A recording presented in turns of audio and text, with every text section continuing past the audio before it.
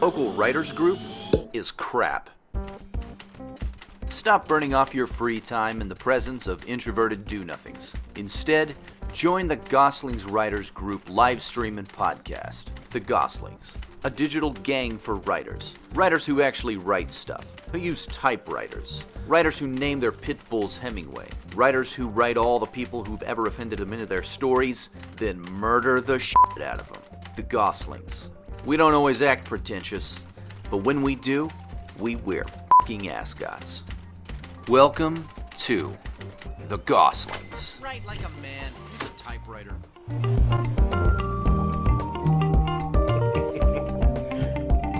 What's up, everyone? I am Jonathan. I am Nick. And we are the Gosslings.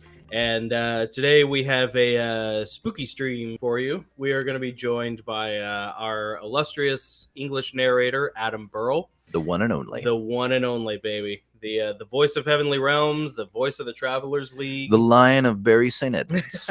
Survivor of ghosts, a spooky survivor.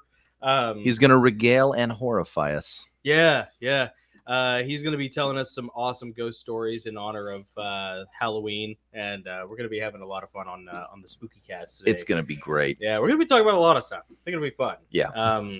I'd say probably first thing I'd like to do actually is... Yeah, let's give a shout out. Yeah, I want to give a shout out to our good friend Jim, Tiki Jim, Nick's good friend, and a good friend of mine by proxy. Leech that I am, but no, man. But he sent us both a couple of really cool things. He sent us a magnet for Fort Sumter, which you can see right here, which is pretty awesome, where the Civil War began. Yes, sir. Yeah, which is near and dear to my heart. Yep, as a Southerner. And then cool story behind Fort Sumter too. I'm sure you know it, but go ahead. Yeah, well, he Jim pointed this out that when they defended the fort. Yeah. When the South took that fort. Yeah. It was the only fort for the entire war that was never surrendered to the Union. They held it the entire war. No kidding. Yeah, they couldn't take it. Wow. Yeah. I guess so, because it's an island. So it's a castle on an island. Yeah. I'm looking at it now, like trying to think about how you could breach it. I don't know how you Navy could, SEAls, man. Yeah, they didn't have Navy out of the SEAls. Blackhawk. That's about it. You have to have time travelers.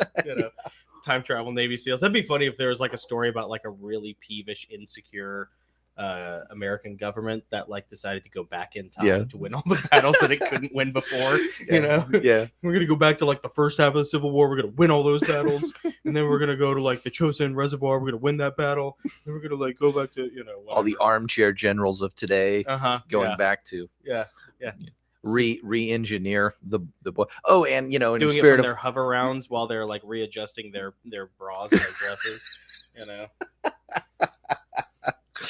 Oh yeah, man! Bear Pig is now the right. Yeah, some naval officer. Yeah, I didn't know that was even possible. Commissioned admiral. So, yeah, crazy. So, once again, all I'm saying is Fort Sumter. Very cool. Yeah, very cool. Wouldn't it be cool? Like we were talking. I mentioned this to you earlier. You know how like you go to, the Battle of Franklin side, or you go to a national battlefield like Shiloh. Yeah, and there's always reports of it being haunted. There's a lot of ghost stories around Shiloh where they see like tourists will come through, they'll drive through, and they'll see like a reenactment of just one troop out there, marching across the field. Like, oh, cool, look, kids are doing a reenactment. And they drive off, and then only to discover when they get to the visitor center, there was no reenactment. There are no reenactments today scheduled for today. Yeah. And they're like, ooh, so there's all kinds of cool stories like that. Wouldn't it be awesome if like back during the Civil War, during the Battle of Shiloh, there was like somebody saw a minivan driving across. What is this strange horseless carriage? Like a mist. Yeah. A misty horseless carriage. Yeah. Driving past with children in Ghost children inside. There's a diary somewhere with that written in it, tucked away in some basement. Yeah, some crawl space. I wish I had thought of it before I did my one-off. That would have been my one-off. Oh, that would have been great. Yeah, no kidding, right? Well, we also want to give a shout out to Tiki Jim for this awesome Bigfoot wood sticker. Yeah. Sasquatch wood stickers. These are awesome and not cheap either. Like these things are kind of pricey. Yeah, these are pricey. He spent some money on us. Yeah. So, and I'm glad I have this one because I have one for each one of my typewriters. Oh, really? Yeah. That's awesome. Yeah, I went with the one that's just got the big one on it, and I thought like maybe I could put it on my coffee mug, but then I thought, no, I can't put it on anything I'm gonna run through the wash. It'd be cool if you could put it Yeah. on the stock, like the wooden stock of a rifle. Oh yeah, Yeah, I don't know. yeah. I'm kind of like that with my typewriters. I don't want to I don't want to ruin them, put anything on them. But dang, these are cool. No, I think a typewriter or typewriter case. Is Yeah, a good yeah, there place you go, I yeah. think I might put it on my typewriter case. That's a I good only idea. have the one. Yeah. So yeah. So thank you, Jim. Yeah. You are awesome, and miss you, buddy. Indeed. And it seems like he's been having a great time, man. Yeah. Traveling around. I doing know. all sorts of I fun. know. Yeah. He has an appreciation for Fort Sumter as well. Both, Yeah. It's pretty great. We're all sons of the South. We're into the all Civil sons of the War. South, We all baby. look back and Yeah. try to figure out what went wrong. Yeah. Was You know? Longstreet right? Should we have just taken the long way? Moral gone around the issues right. aside, Mm-hmm. when it comes to the battle, Mm-hmm. the battles, Yeah. one army versus another. Yeah. I did I tell you about Vicksburg? We went down to Vicksburg. Did I tell No. you about that? Oh yeah. So we took a vacation down to Louisiana a week before last, and on the way down there, we stopped at Vicksburg and we went to the National Battlefield Park, and it's awesome. That park is awesome. I love that history and that battle. That city was under siege. Oh yeah. And two very interesting things about the Battle of Vicksburg. One, if you go to the National Battlefield and go all the way to the back, they have an ironclad Oh yeah. there that and it's not a replica. It's one they dug up from the bottom of the No Mississippi. kidding. Really? Yeah. Oh, Yeah. that's cool. Yeah, it was awesome. And you can go in it. I was gonna Yeah. ask. Yeah. It's really cool. They're much bigger than I thought. Are they really? Yeah, they're huge. They're Really? huge. Yeah. So it's a great display. And Were then they built on like steamships?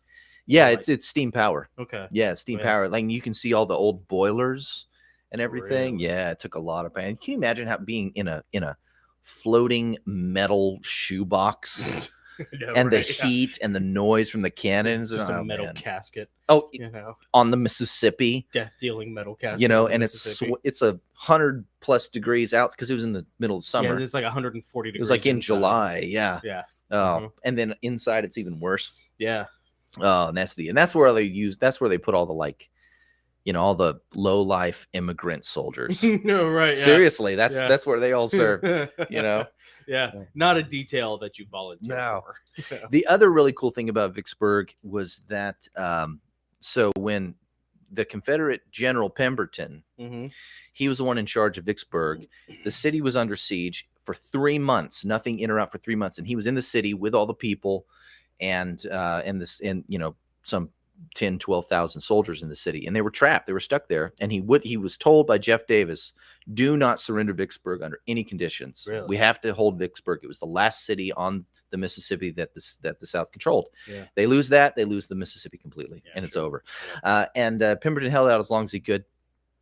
People were starving to death, living in caves, eating rats and dogs. It was awful. Pemberton surrenders on July 4th, 1863. He surrenders The on the day 4th after of July. Gettysburg. Yeah. Yeah. Wow. This happens the day after Gettysburg. And so Pemberton surrenders. Mhm. And what's interesting about that is that the 4th of July wasn't celebrated in Vicksburg for 80 years. They didn't surrender. Right? You know what? They I didn't admire surrender the that 4th about of July Vicksburg. until 1946 or something like that. Good for them. Yeah. Yeah, I World wouldn't War II. either. Yeah. Talk about holding a grudge, dude. Yeah. Bugger all. Right. Independence Day, whatever. Oh, and by the way, that's the only battle we know of that our ancestor fought in. Oh, He that's was actually right. one of the soldiers that surrendered. Yeah. Oh, okay. He was yeah. wounded at Yeah. Champion Hill right before Vicksburg. Really? Yeah, but he ended up surrendering. Nick did a little bit of our genealogy, and we're going to talk about that once we get Adam plugged in here. He's joining us now. So, Speaking of Adam, speaking of Let the me just lion, change this. Yeah, ladies and gentlemen, ladies and gentlemen, we bring to you the Lion of Bury St. Edmunds, the one and only the magnificent Adam Burrell. Adam Burrell. Dun, dun, dun, dun, dun, dun, dun. Spooky Yes. Adam Burrell. He's in the spooky dark room. Hello.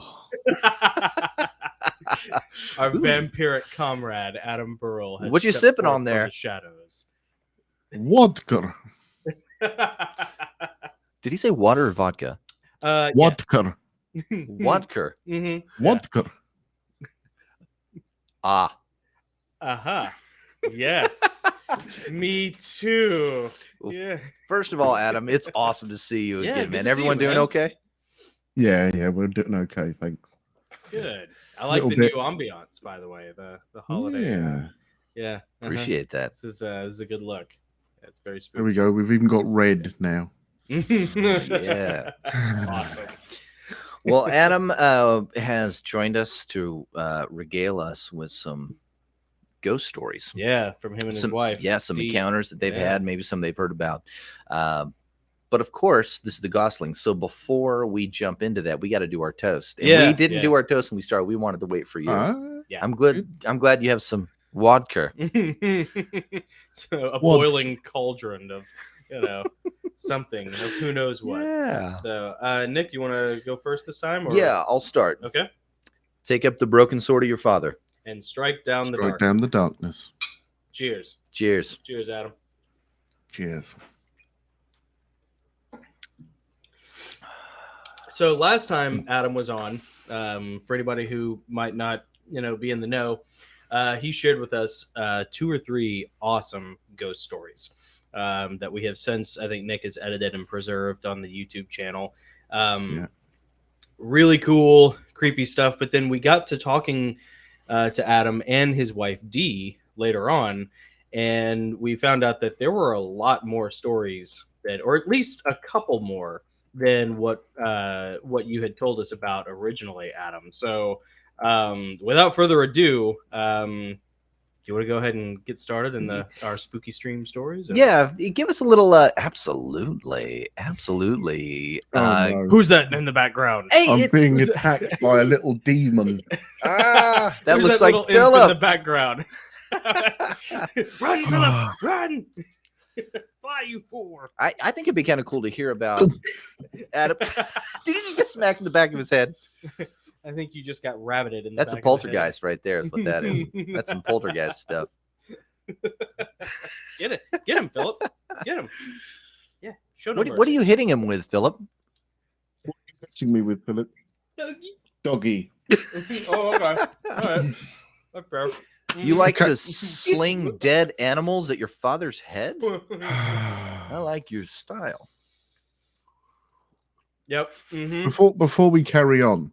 Mm-hmm. Oh no, he's back. He's gone again. I have a flip phone. You went flip phone, Adam. I've gone flip phone. Flip phone gang, baby. My man. Yeah. Good job. I'm so happy to see you do that, Adam, because I was really teetering on getting rid of my flip phone, but now that I see you have one, I'm still in. I'm good. I was wavering myself. Mm-hmm. What? Wavering, yeah. So what guide us into this decision? How did it happen? What was the influence? Sorry, I'm getting still pulled. being beaten by a dog here. Right. Okay, Philip. The problem is you can't give him your flip phone and say, "Here, go play Yeah. video No. game." Yeah. Go play this ribbon game. What? Oh, he wants you to know he's got an air rifle. Really? No way. Yes. Yeah, cool. Very cool. Proud of you, Philip. Yeah. Good I lad. like it. Oh man, I love air rifles. That is awesome. You can do some damage with an air rifle, baby. I know some guys who deer hunt with air rifles. That's it's no joke. Well, you can do that during bow season, right? Or is it black don't know. powder? Like, what's the season for an air rifle? Probably, honestly, gun. But Really? I really don't know. Interesting. Yeah. Interesting. I really don't know. That's awesome, though. Very cool. Yeah. Raising them right, Adam. You and D, raising them right. Remember that Oh, yeah. horror movie called The Ring? Mm-hmm. Yes. You should tell Philip about the horror movie coming soon called The Belt. Yeah. Yeah. Moms have the shoe, but dads have the belt. The Spoon. See, took him out shooting. Mm-hmm. And just target shooting to start with. And, he was doing quite well. So we tied a £5 note on a piece of cotton. Oh, nice. 3 shots later, Mhm. he had £5 in his pocket. Nice. Quite the marksman, huh? Wow. Yeah, all right. Good for him. I'm getting Yeah. quite nervous that he's quite the marksman. Right, yeah. That's where you keep him very happy, you know. Yeah, keep him on your side. Any Fair. Yeah, Yeah, arguments? definitely on my know. side. Yeah, yeah. Right. It's like let's go shooting some more. He knows he son. can't point it at his sister, right? Well, I mean, His sister Officially, won't officially. go near him when he has it. he is a red right hand of death. he is the rod of God with that thing. He just points and boom, gone. Boom, gone. Yeah, there is no missing. You know. Yeah. Yes. So, what motivated you to go to the flip phone, Adam? A little bit of size. So smartphones are huge, Yeah, they have gotten really large, right? Past like 4 or 5 years. whereas that is awesome to have in your pocket. Yeah. Plus, you know, it was reliving my first that first phones you got when you were younger, and Yeah. and just being able to go away. Yep. Yeah, it's so The satisfying. catharsis of just being able to clam that thing closed. It's just so much better. Yeah, it really is. So right? much better. Yeah. Plus, you can still like if you grew up, because Adam, you're our age. If you grew up with the T9 system of texting, Mhm. like you can text without looking, and it can Yep. be faster or almost as fast and as accurate, if not more accurate, than using a smartphone, which has no tactile response. I'm horrible at T9. Really? Yeah, it takes Dude. me a long time to Really? send a text. I'm like Yeah, a and that's master okay. I'm at okay T9. with that. I'm like, yeah, just call the guy. No, yeah. Well, that's the other funny thing about like the flip phone. How long have you had it, Adam? A week.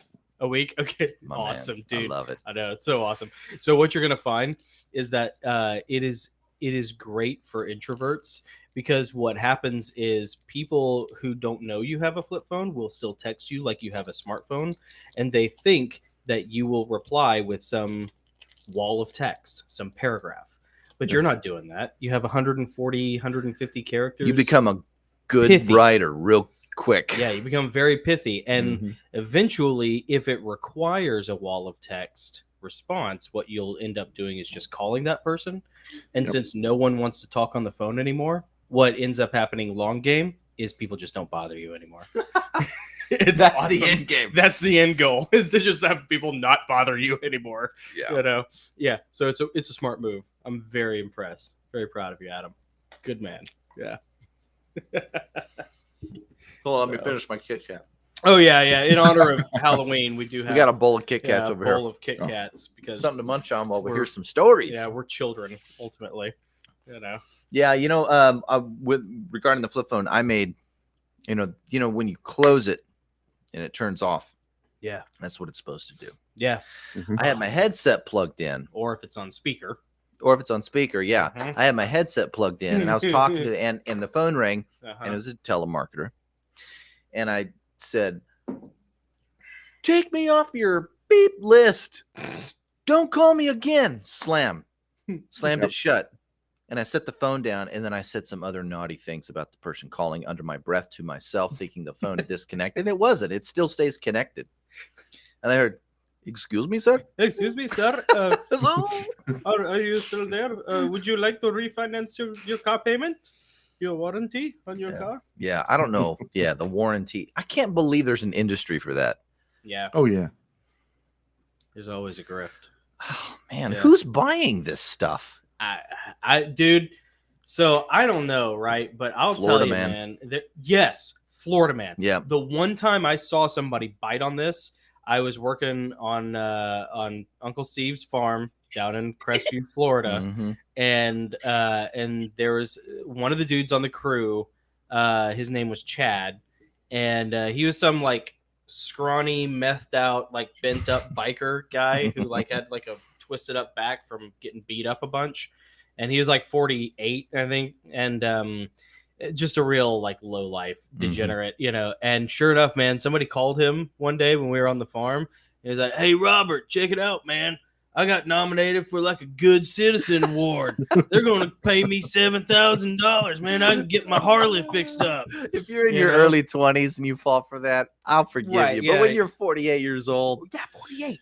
Yeah, and I remember my cousin. I'll never forget my cousin's face, man. Looking at him, or like Robert he had his sunglasses on, and I'll never forget. Like he had his sunglasses on, and he just goes. I just see his eyebrows just the eyebrows go up like, are and you his kidding mouth me? come down. Yeah, like, are you kidding me? Really? He's Yes. like, yeah, man. So Chad was on the phone with this like, this this grifter for like back and forth, probably 4 different phone calls. Oh, man. And it was like, they were going to send a money order to like a Walmart, but they needed his information first. So he was like trying to coordinate with them what Walmart to go to. And I was along for the ride. I was not driving that day. So I got to front row seat for this madness, and it genuinely was like an hour and a half of him going back and forth before he finally had to admit that, like, maybe this isn't real. Maybe there's no good citizen award. And maybe, like, if they are going to give out a good citizen award, it's not to, it's not going to be to him. Yeah, it's not that guy. So the answer to your question is yes, there are people out there. I can't who believe buy it. into this. Man, crazy. Anyways, so. Well, There man, are let's get... people. Yeah. There are.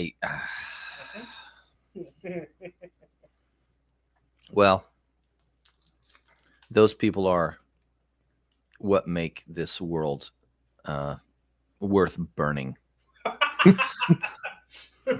If there's going to be an economic collapse, then they need to be on the razor's edge of that. I appreciate it when Nick goes dark because it's so rare. You know what I mean, Adam? Like, Yep. Nick is so, like, upbeat. I'm trying to be an affable guy. Nick is very affable. But being his brother, and from working with him a little bit, there is an undercurrent. There is a Stygian undercurrent there, an abyssal, Small deep, thread. dark. Yeah. And if you could just drill down into that and just tap it just a little bit, just so you get like a little squirt, yeah, just a little drip. Yeah. Drip, drip, Well, that's drip. all that does. You know? It can't gush. Mm-hmm. Yeah. That's all right. All right. Speaking of dark undercurrents, Mm-hmm. Adam, we're going to kick it over to you. And we'd love to. Last time you were on, you told us a couple of really good They're tales. so awesome. One was about the Abbey ghost Mm-hmm. that Yep. you encountered in the basement. Another was the monk, the brown monk in the bell tower. Yeah. Wonderful stories. Yeah. I'm going to hand it to you. What you said you had many more stories. Regale us, sir. So this one is from D. Okay. From Mrs. Burrow. So, she who must be obeyed. Real powerful yes. one. Wait a minute. Got to turn this off if we go in ghost stories. There we go. Got to go dark. And I've got to think back here, so I'm just a vague outline.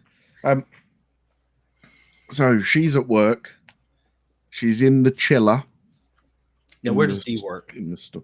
She works at Tesco's. That's right. It's like a grocery store. Yeah, it's the biggest chain in the UK.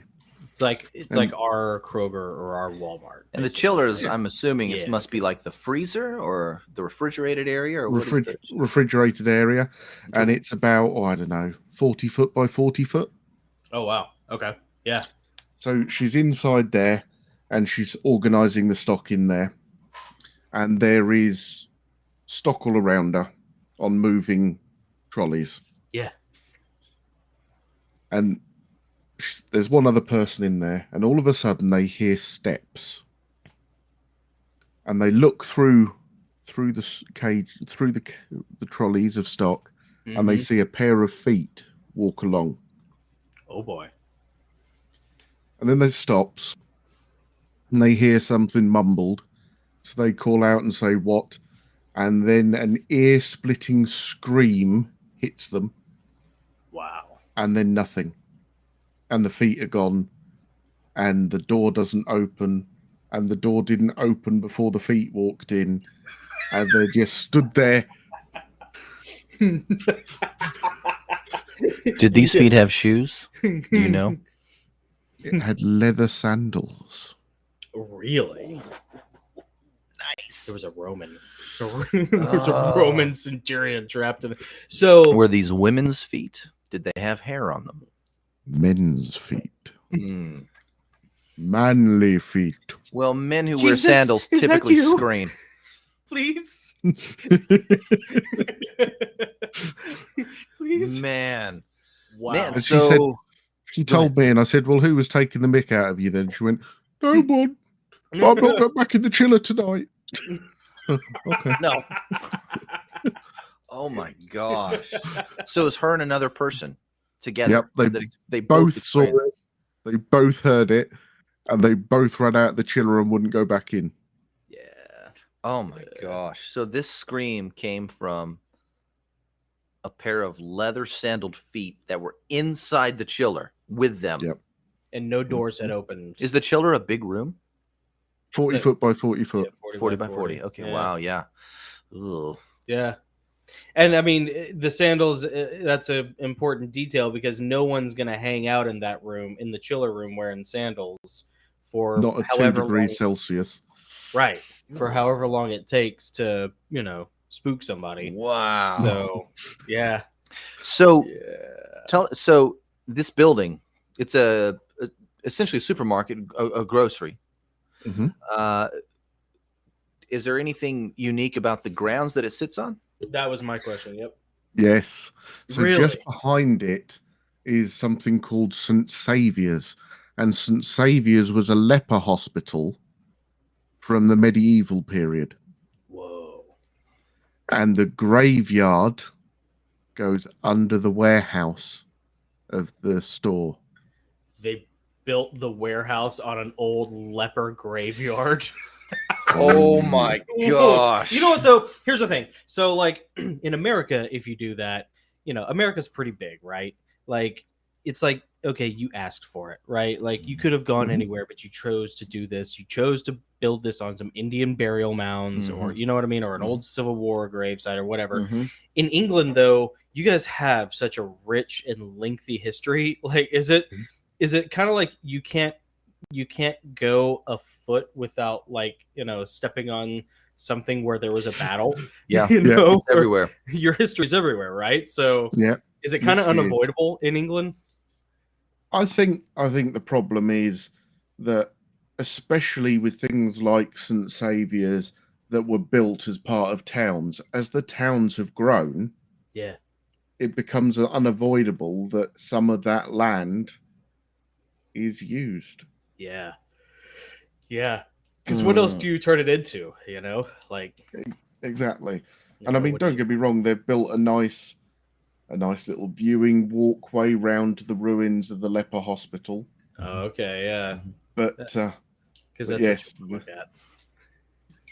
but the A leper hospital, a Amazing. cemetery, Yeah. a leper hospital cemetery, and they've been like, yeah, let's build a big warehouse over Yeah, that. medieval. A at big that. empty space. So they've had a few centuries to really think about. Man. yeah. Yeah. Oh, yeah. Really ponder. They You don't they just build on top. They don't relocate. Yeah, there's nowhere to relocate. The bodies Where do you do, want- right? Yeah, what do you think? They have to exhume and relocate here. Mm. That's true. Yeah.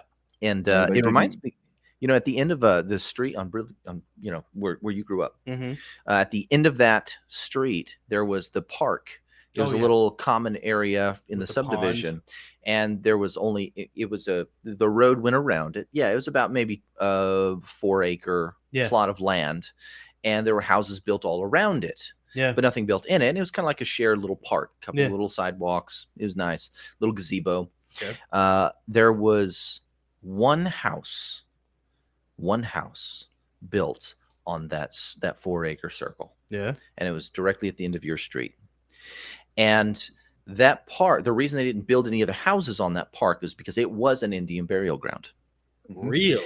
And the one house that was built on that park could not keep tenants. Really? It would roll over, it would flip over and over and over and over. No one could stay there. And even mom and dad mentioned, like, we have no idea who's living there because the last people we met, they moved. The people before them came in. They were here for about 6 months to a year. They moved. It was just a Mhm. revolving door. That one house. That's a hell of a memory Nick has, because even I don't remember that. Oh, it scared the crap out of me. It scared the Yeah. crap out of me. Yeah. I gave that house a wide berth. I'll have to find that on the map later. Yeah, I'll show you where it's at. Okay. Yeah. Yeah. Easy to find. Google Maps. I'll take you right to it. See? If it hasn't been leveled. Nick's like, I know right where it is. I Yeah. drive past it once a month Yeah. just to make sure that I know the everything- demons' names. I got it all mapped out. Yeah, that's a pretty good one, Adam. So is that where most of the activity comes from? Is the fact that it's built on that leper cemetery? In that shop, yes. Yeah. Yeah. So there's a monk Mm-hmm. and there's a lady, and the monk only seems to target the women in the shop. Oh, okay. That's what you want. You know. Yeah. But when you think about it, it kind of makes sense. So Yeah. a leper hospital run by monks wouldn't Yeah. have allowed women. Yeah. Mhm. He's trying to run him off. You know. He's going to do the afterlife He's his like- way. Yep. Yeah. Yeah. Listen, there weren't any chicks around here when I wasn't allowed to have chicks before. I'm not going to be tormented by chicks now. You know. What am I going to do? I'm a ghost. You know? They come in here, they try and put curtains up, Yeah, for they crying just- out loud. No doilies. Oh, doilies! We don't like doilies. Monks don't do doilies. We do robes and ropes and hoods and bells. You can And put up some wooden nice pews. bells. Pews that are so hard you get splinters. With a little path going right down the Yeah, middle. with a little- yeah, it's a path. Yeah. Tis but a flesh wound. I could still fight. Yeah. See, Come back you know here, I'll what? bite your legs off. I actually feel for the monk. You know, I think you know, maybe the monk's onto something. Yeah, you know? I can sympathize with that. This is like he probably just freaks out at the feminine hygiene products. You know, how dare they? Not in the house of the Lord. What is this? What? These are candles? Yeah. Did it help you fly? Why has it got wings? Why has it got wings? What sort of Lilithian sorcery is this? Get thee gone, Queen of Sheba, devil lady. Yeah, you know what? To the monk of Tesco's. The monk of Tesco's. You have our support, sir. I'm sorry. I'm sorry, D. She needs a proton pack so she can relocate him, you know? Mm-hmm. Mm-hmm. Oh, yes. Yeah, she was telling one story about, what was the one about all the stuff being knocked off the shelves? Did she tell you that one? Oh. Yeah. yeah. Yeah. Ooh, tell us that one. Tell us that Yeah, one. what's that one about? So there's two different spirits in the store that do it. Oh, really? So the monk will throw the toilet rolls off the shelves. And I can remember we had the shop set up ready. You know, a competitor was opening in the town, so we had to look perfect. Mm-hmm. And we went down the toilet roll aisle, and every single toilet roll was on the floor. Both sides was on the floor. She said it looked like somebody had just outstretched their arms and just, Yep. you know. And when we checked the CCTV, Mm-hmm. it started at one end of the aisle, and it went right the way up. Mm-mm. Started at one end and went all the way up. You mean the toilet though paper rolls some- were flying off the shelves, Like Ghostbusters starting at style. one Yeah, end to the other? yeah. And you yeah. saw that. You saw that on CCTV. What happened to that film? Yeah. It got taken away by head office. I bet it did. I bet it got taken to a memory I bet it hole. was played at their Christmas party that no one else was invited to. Yeah. Except, yeah. Maybe except like your dad like goes there to throw some holy water on it. And, Adam's dad shows up and nothing happens. Yeah, Adam's They're dad not gonna shows mess up. with that guy. Yeah, it's like Aslan showing up. Like all the imps run. Like, it's him. It's It's him. him. Shush. Shh, everybody be quiet. Hold Keep still. your eyes shut. If we can't see him, he can't see Don't us. see us. Yeah, no kidding. Oh Yeah. no, it's the vicar. Right then, off we go. Right then, off we go. Oh, we were just leaving. Yep. Getting out. Sorry, wrong address. Sorry, Yeah. we're meant to be haunting next it's- door this time of night. Do apologize. 2696 we're supposed to be at. What? Oh, This isn't the leper colony on the map. oh, this isn't the right one. We were looking for the one in Wait a Salisbury. minute. You say this is St. Saviour's interchange? Oh, we're meant to be at St. Ethelbert's interchange. Who read the map wrong? Oh, Damocles, get up here. How dare It was you. left at the third circle of hell, not right. Right. I'm going to have a word with Azabon about this when I get back. You mark my words, sir. Can you imagine having your hands? Surely somebody kept a copy of that. I know, Somebody someone's got to have a copy of that. up in the I've been test. trying. Go elite. Yeah. Oh man. But you know what? Like, it's England, man. I mean, you guys have, again, such a long history. Like, I bet you there's got to be an archive, like the Library of Congress. that just You know what? has But there's picture probably a footage like nefarious force you know? trying to keep all that under wraps. Like here in the U.S., we have the Smithsonian that. Right. that yeah. has been suppressing, Yeah. you good know, point. archaeological finds. They don't want the public to know. Is there an Mhm. equivalent of that in the UK? Like Yeah. some Conspiratorially. agency that tries to keep this type of thing under, or is allegedly The British Museum. The There you British go. Museum. There yeah. you go. Yeah, I guess so. It would. It'd be like Yeah. 1-to-1. Yeah, that's true, Adam. Yeah. Mm. Interesting. Huh? And the Yeah. church. Yeah, in the church. Yeah. Uh-huh. Why do you think that You is? know, it's just like the Catholic Church, isn't it? Anything that anyone sees as a threat. Yeah. If you've got enough power, you can remove the evidence of the threat. Control the narrative. Exactly. Yeah. You know, it's like the old saying, isn't it, that the winner of the war writes history. Yeah, that's Mhm. right. Yeah. Yeah. Yeah, the Catholics, when- they could say, you know what, if somebody experiences something like that, we're trying to teach people when they die, it's either heaven, hell, or purgatory, Yeah. Hmm. and they ain't nothing else. Yeah. Hmm. You close your eyes here, you open it in one of those other places, and Mhm. these experiences don't fit that doctrine. Yeah. They're the Bigfoot of the afterlife Yeah. doctrine. Yeah. They don't Yeah. fit the narrative. So they want to remove it because Yeah. it diminishes someone's faith in the church. Yeah. That makes sense. We have. I mean, it's like the old thing about the Bible, isn't it? That you have to go beyond what's known as the Bible Mhm. because that was selected by a committee. Yeah.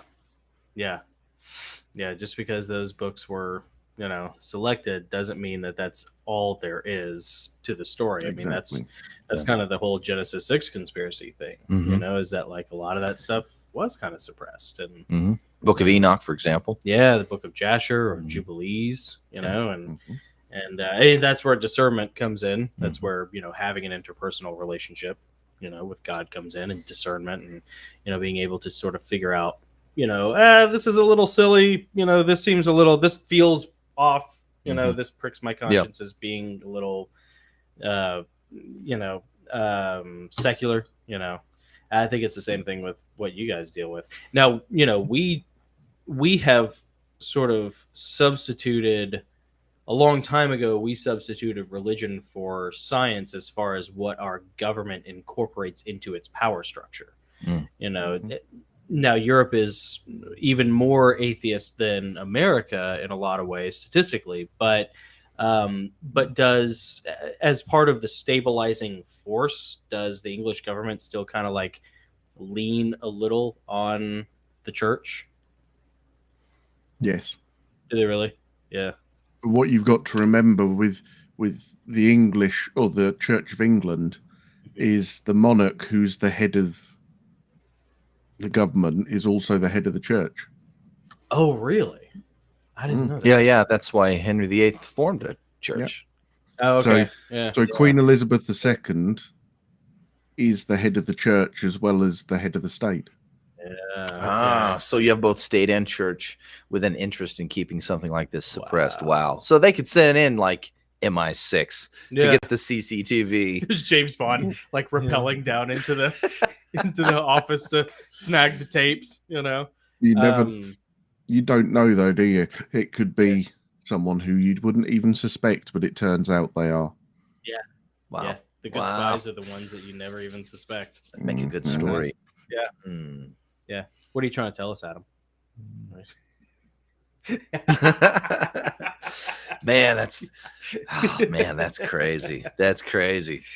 I So mean, you said there were two. Well, you said there's a monk and a lady, and the monk likes to mess with the toilet paper. What does the lady do? She messes with the milk. Interesting. How? Okay, there's a story there. all right. So our milk is in the shop floor chillers, but it's on 4-level rolling dollies, so that when the milk's run out, you just wheel a new dolly in there really quick, easy to fill because milk is so popular. Yeah. Mm-hmm. So you'll fill milk, and one of two things happens. You either come back and the milk is across the floor, or you come back and the whole dolly is across to the other side of the aisle. Really? How often does that happen? At least twice a week. Twice a week. Jeez. Twice a week. Now, are there like ghost hunter groups, agencies? No, because everybody knows troops wants to get sniped by James Bond. Like, have they? Have you Like, ever? we all get it. We all know. No one talk about it because no one wants to get zucked. So, have they ever asked if they could like tool around in the middle of the night at the store or anything like that? No, Interesting. but I wonder why. Strangely enough, Tesco's would never say yes. Really? Huh. Where there's smoke, there's fire. I wonder if they could, I'd be like, hey, can I get a part-time job? I'll stalk in the middle nice of the night. Yeah. Go in there with my little secret camera. Mm-hmm. Like Kolchak, the Night Stalker. Yeah. You know? Yeah. Yeah. Nickeljack, the Night Stalker. Nickeljack. Nickeljack.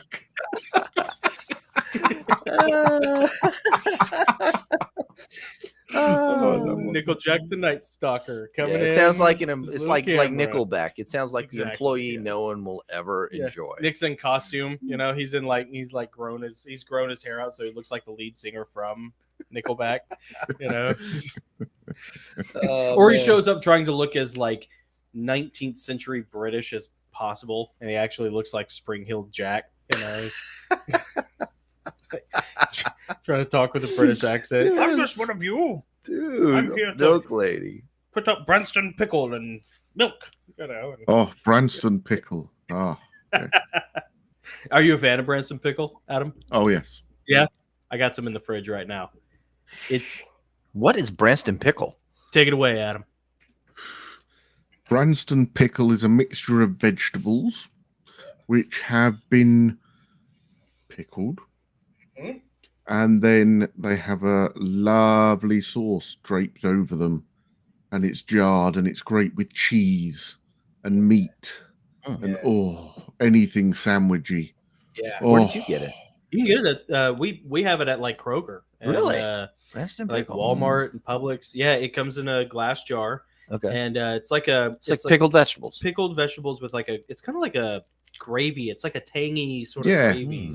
Sort of a tangy gravy on it. Yeah, and it is, man. I love. Does it originate in England? Is that where? Is that the actual factory is less than 9 miles from where I sit now? No. Wow. Okay.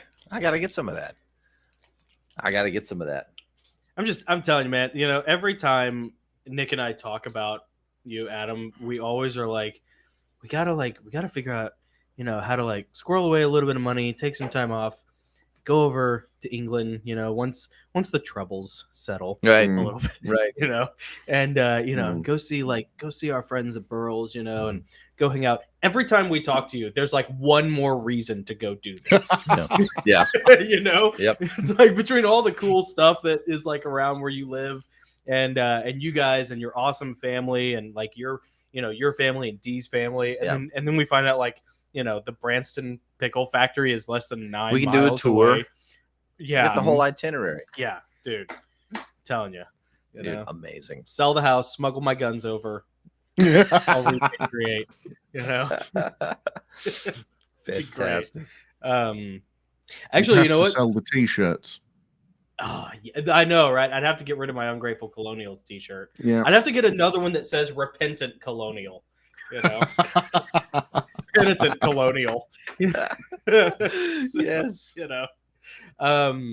Speaking of which, Nick did some genealogy not too long ago, and one thing that I thought was really cool is the Gosses, our dad's side of the family, goes all the way back to 1628 In Virginia. in Virginia. Yeah. Just in the U.S. Like the Gosses have been here since 1620, Yep. which Jamestown. means like, it's like that's got to be like what OG almost Mayflower crew, like Yeah. not technically the Mayflower, Shortly but thereafter. one of the Mhm. Not so that was far off it. But his Right? father was actually born in England. yeah and Cornwall. But you went even farther back than that. Yeah. Nick found some cool stuff, man. Oh, yes. Tell us about it, Nick. Oh, yes. So I went back just straight What up. we're saying, Adam, is that we're brothers. Let's just take the shortcut. We're related somehow. It's got to be true. Yep. But I went straight up the paternal line, Gosses, all the way back to 1600. Well, 1628, the first Goss in our paternal line.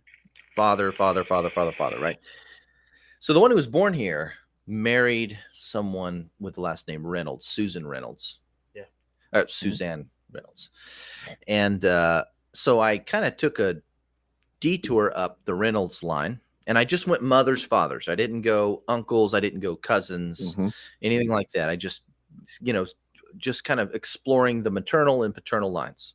Yeah. And what's interesting is once you get past the migration to the colonies, there's amazing record keeping. Yeah. Lots of records of births, christenings, marriages, deaths. Yeah, we weren't so good at that, but you guys. But you get over it once. Awesome. But the immigrants who came over, when they get to Jamestown, the records they're not as available. Because it was it was primitive. This was the frontier. So it's more difficult. But if you can get to that migration and you can get over the pond, that generation, you basically have it made. For the most part, there's a really good chance there's going to be lots of records, and there were lots of records. So I traced it back and exploring all these branches: mother, father, his mother, her father, so forth. And I was able to weave this squirrely little line all the way back to Edward the First. Wow. Yep. Yeah. Edward the First. Yeah. And I did it. I took 2 different routes too. I could get there 2 different ways. Really? Mm-hmm. Wow. And you can go back even farther than that, around Edward the First. I mean, go way, way back. It's amazing the records that get kept, but especially when you get to the point where someone marries somebody of Ill repute. Someone notable, right? Like, Yeah. As soon as you marry someone who's like a baron or the 10th, countess of whatever, then the records are going to be really good. Then it's easy to follow, but getting to that point is, difficult. But we had to go back pretty far. But yeah, man, Longshanks. Wow. And I thought, you know what? My daughter's basically the 34th cousin of Queen Elizabeth II. So I'm going to tell her that. And let me tell you, she wears that like it's a thing. Oh yeah. That I means bet something. she does. And I realized, me and probably 4 million other people are probably related to at some point, which, we've got to be related somehow. Yeah. That's what I'm saying. Got to be. Adam's got to be a cousin somewhere, For sure. Yeah. Have you ever done any genealogy? So I tried. Okay. I haven't tried on mum's side yet, but I've tried on my dad's side. And you hit a bit of a dead end. Because my grandfather didn't know who his father was. Oh, really? So you kind of hit a dead wall there. Yeah. But next time I've got a holiday, the plan is to delve other way. Go mum's side of the family. Yep, go for the mom's line. Yeah. Mm-hmm. Very cool. King Arthur. Let us know what you It's find. Okay. It's just King Arthur. We Oh, all yeah. know. Let us know what you find. I I want to make it my mission to find a connection. Merlin. Merlin. I can see that. Yeah. Uh-huh. Your command of vaporous energies definitely insinuates a lineage to Merlin. Uh-huh. Yeah. The dragon's breath. Yeah. So, what is something that recently, what is a story maybe that you have that's happened recently with as much frequency as you're, indicating? Gosh, There's something has to have been 2 pretty times a recent. week. Last Yeah. couple weeks, last month. Like, tell me the most recent experience you've had.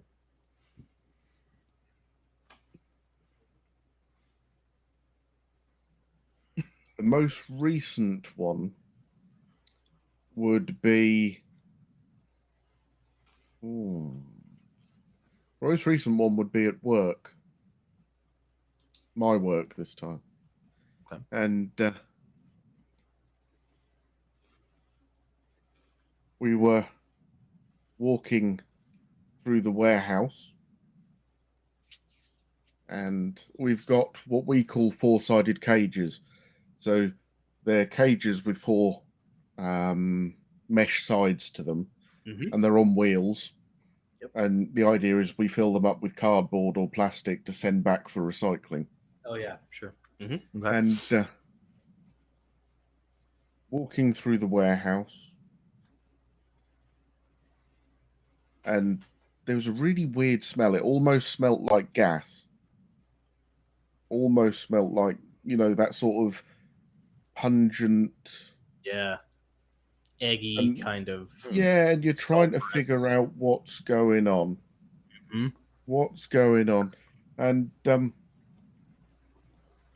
we're walking through the warehouse, and at the end of the warehouse, before you can go into the delivery yard, is an automatic door that opens and closes when anyone comes to it.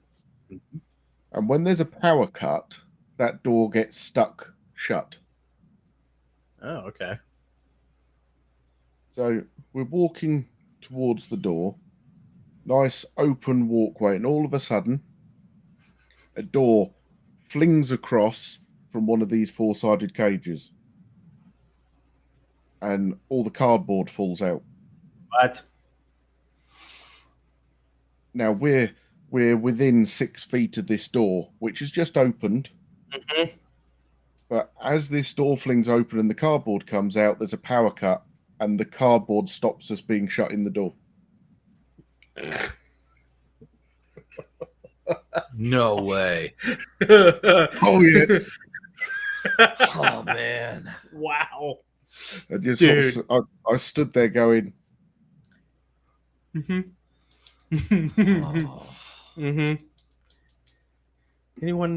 Anyone else? Just and me. then I got that horrible shivery thing, as though someone's doing that. Up my Back right here. Right up your here. nape. Yep. Yep. Yeah. Mhm. And Like, nope. Time to go. and then it felt like someone just did that, and that You was could it. feel it. Patting you on the Yep. back. Yeah, and it was like, because I then thought it was a joke and someone was behind me. And I span round like an idiot and was just like, okay. And and the first thing I did, I just sat there and went, "Yep, I'm out, thanks, but I'm out." I just left the warehouse. Yeah. Were you alone, Adam? Were you by yourself? I was, and I hated every second of it. Oh, my gosh. I'm surprised there Oh. isn't like an unwritten policy at Tesco's of like always have a buddy with you. Yeah, know? buddy policy. Yeah, buddy policy. Like one's carrying a rosary, and or just a squirt gun full of holy water. Yeah.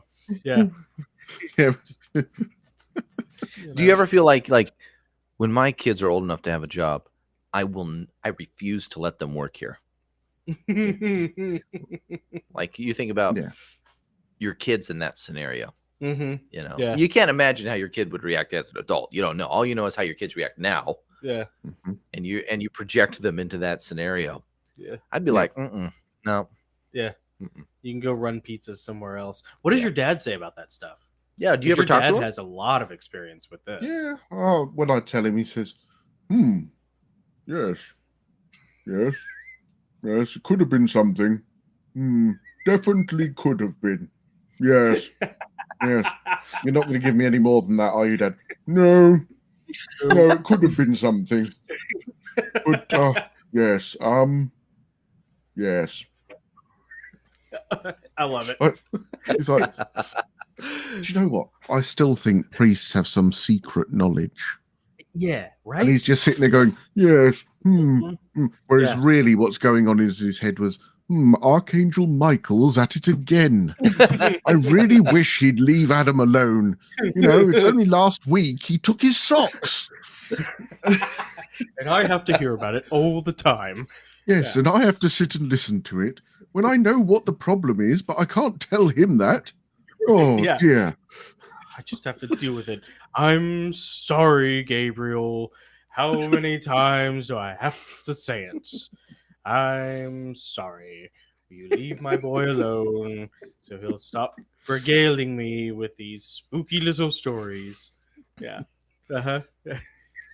Or your dad is like referencing, your dad is thinking of like the exact scroll buried in the Tower of London that references this very same thing and how to get rid of it. And he's like, no, you know what? I'm just going to let this torment him because Adam didn't pick up his toys when he was 12, like I told him to. This'll teach the little bugger for not picking his toys up. Right, yes. I asked him twice, but he didn't do it.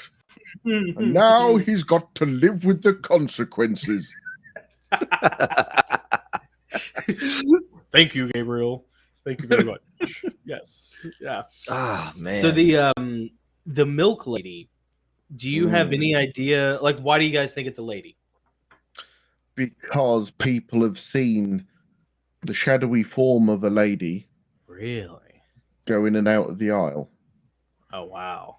And at least like a couple times a week, stuff will get moved around.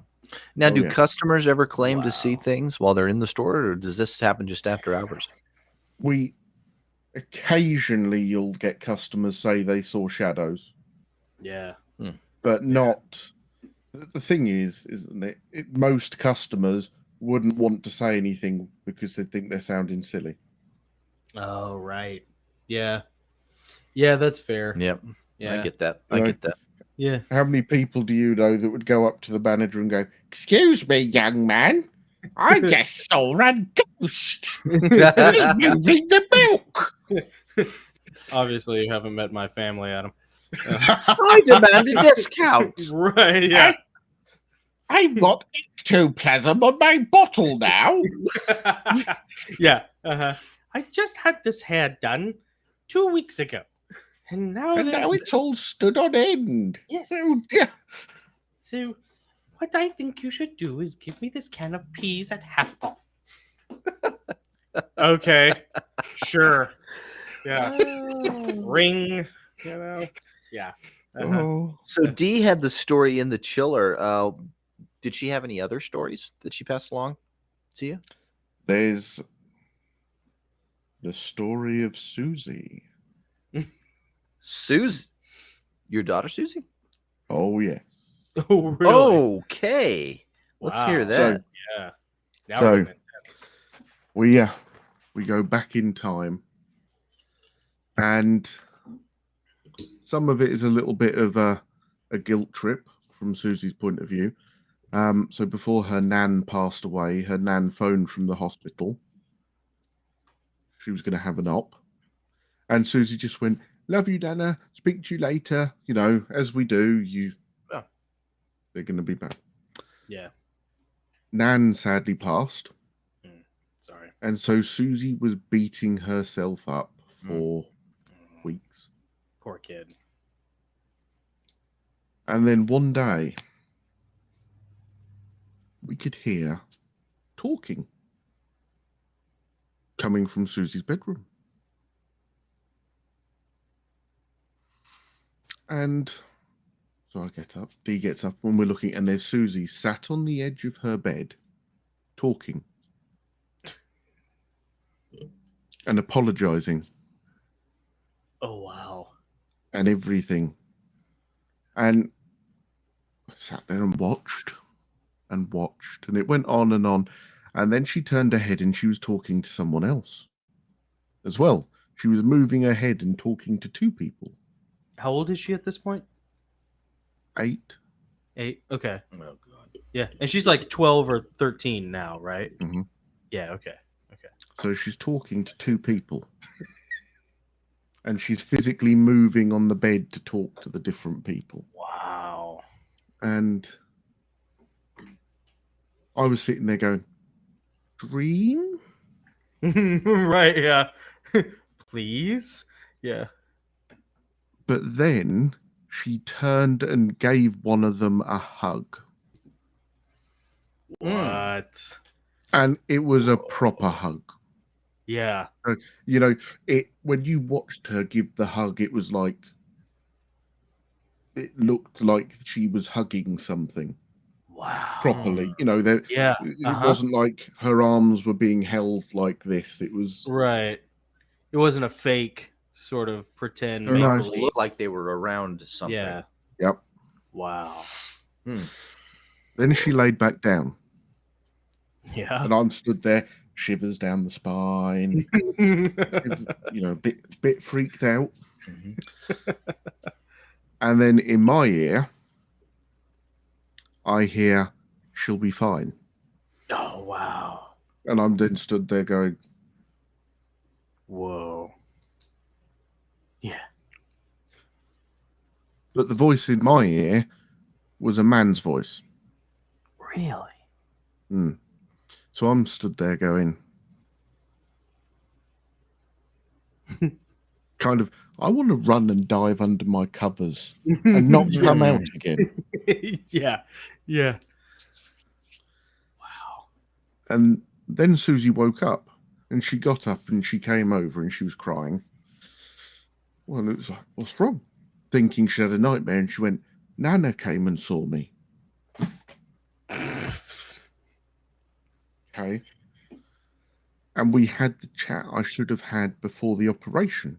Yeah. And she told me it was okay. And she's fine. I'm going, Gosh, wow. okay.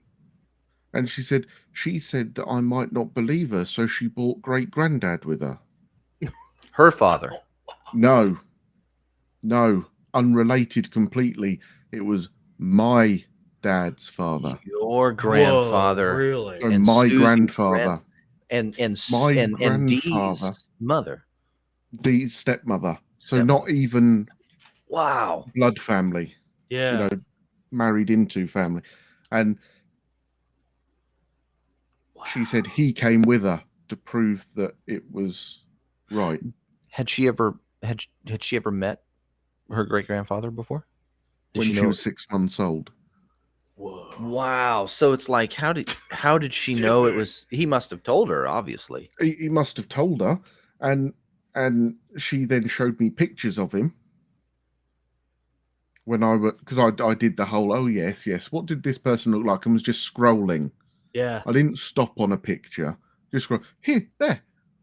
No way. So Wow. So according to her, oh, hit my microphone. That's all right. According to her, Granddad came to see me while Nana said goodbye to her. Mm. And that was the voice that said she'll be fine. That's amazing. Mm. I've gone all shivery again. Mm. Yeah. Wow. Dude, You know, that reminds that me is so powerful. when my son, my oldest was born.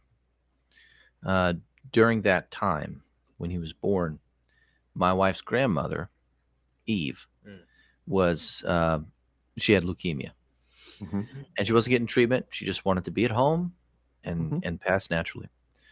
And she had struggled with that, and she got to hold her grandson, her great grandson. She got to hold Christian after he was born. It was wonderful. Got to hold him several times. Well, when he was about 6 months old, she passed away. But what was interesting is the night she passed, she wasn't here. She lived in the next town up. But the night she passed, Christian woke up in the middle of the night and started crying. Well, he's 6 months old. He does that, but he had been asleep for several hours. He got up and started crying. He was woken up. And then as soon as she calmed him down and put him back to bed, the phone rang, and it was my wife's mom saying, your grandma just passed away. Wow. Like it was the same moment. Yeah. Wow. Wow. Yeah, Eva May wasn't around yet. My daughter wasn't around yet. It was just Christian. He was the first, great grandchild. Yeah. Man. Similar type of thing, except unfortunately, Christian was only 6 months old. So he doesn't have any memory of anything. Right. Because that is, but what you're talking about an 8-year-old girl with all of her faculties. Yeah. That can identify exactly who she was talking to, who they were, and point them out in a picture. Multiple And confirm people on the things that other she shouldn't side. know. Yeah. Yeah. That's wild. Adam, did you get any Plus- sleep that night? Plus, Oh. you heard a voice. Yeah. I heard a voice. Yeah. Wow. Dang. Yeah. There's something to that, man. The night that mom died, Cameron said he was in the bathroom just washing his hands, and he heard somebody over his shoulder whisper his voice or whisper his name, and it was a guy's voice. And then that morning, I had written something on. There was a redbird, a cardinal, that had landed right outside my apartment window, like right on the branch of the apartment window. Never does. The birds would come around, but never that close. And redbirds, like in our family, like in most other Cardinals. families, cardinals kind of have like this mystical sort of. Yeah. You'd Our see parents were cardinal- fascinated with cardinals. Yeah, which is probably pretty common. I don't know, but whenever I would see a cardinal, you just be like, "Hi, mom," or "Hi, dad," or "Hi, granddaddy," or Makes you "Hi, remember mama." him. And and a cardinal had landed right outside my window at like 6 or 7 in the morning, and I had written like this little thing about how no matter how much we struggle, like there's always this tie to the numinous, and even it goes back to the natives and animalism, and just like there's always something there. It's not just this materialistic, this materialism, I should say. That doesn't encompass everything. There is a numinous nature to it. And having no idea, like mom was supposed to have her third biopsy that day. Little did I know what was really happening up at Vanderbilt when, I'm writing this thing, so yeah, man, I think there is something to that, and I don't know if it's there to like help Susie, obviously, but also like maybe undergird your faith a little bit, as an adult. I was constantly being assaulted by, the beast trying to convince you not to believe. And this is a common thing that you hear in stories like this, where someone who's passed is given an opportunity to say goodbye. Yeah, that's true. Yeah, they're given an opportunity to say goodbye, and and who knows? Maybe they can say goodbye to multiple people. Maybe they have just one person they can say goodbye to. Yeah, when they got one shot, who do they pick? What did Dee say? It's a grandchild in your case, and it was a grandchild in my case. Yeah, yeah. Well, it's quite interesting because Dee's mum passed when she was 18. Oh, wow. So I never met her. Yeah. And I can remember early on when we were dating, all of a sudden I'd go cold, that shivery sort of, like someone has just blown over you. Like a cold, yeah. And Dee would just turn around and say, "Hi, mum." No way. And, like it was, she said, "No, mum comes now and again to check I'm okay." No way. like it's a normal thing. And you Yeah. stuck through all that. Good for you, Adam. And you're still- You know what? That says a lot about the You're strength of your relationship. Right, perfectly normal. To be fair, I'd grown up around the exorcism team with father, Oh, so that's right. That's so true. for me it was like, and Ho hum. I can Dude, remember. the ghost children in the garden that you told us about last time. Oh, Dude, I Yeah. almost lost sleep over that. I mean, Adam and Dee Dad, really make the perfect couple because of that. Like, Yeah. if there's anybody who could roll with that, it's Adam. You know? oh, ghostly mother coming to visit. All right. Why What's not? for lunch? Oh, well. Easy to rents the feed when bill. she visits. Yeah. She could at least make me a cup of tea or something, you know? I know. Doesn't even make the tea. That's funny. Interesting. So what was Dee's reaction when you told her this? I assume like you probably heard about or you experienced it with Susie and then told her, or was she there with Dee you was guys? stood there. Yeah. Hmm. Wow. Wow. And Dee was like, well, they obviously needed to see her. Yeah.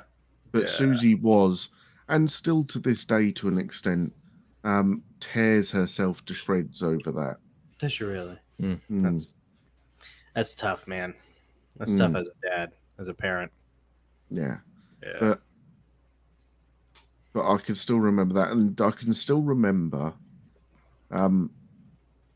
So we took Susie because Dee's mum's passed. Once Susie was born, and she'd grown up a little bit. You know, she was 3-4 months old.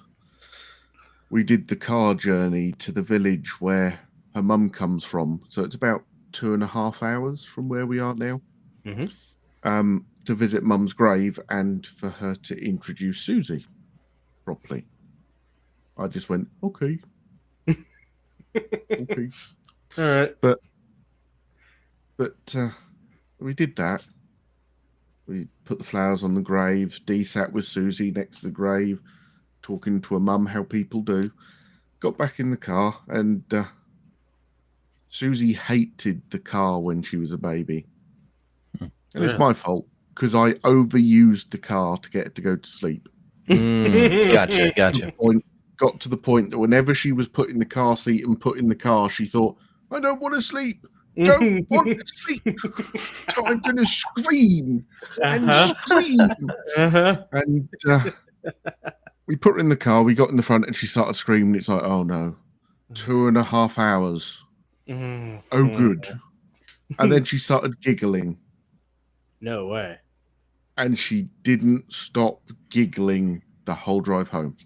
What? And it was almost like, oh, here's grandma. Dude. Grandma's gone, oh, granddaughter. And then sat in the back of the car going, Oh my god. that's kind of what it felt like. Wow. And Yeah. I just kept sitting there going, well, Dee's in the front there. Yeah. And Susie's in the back there.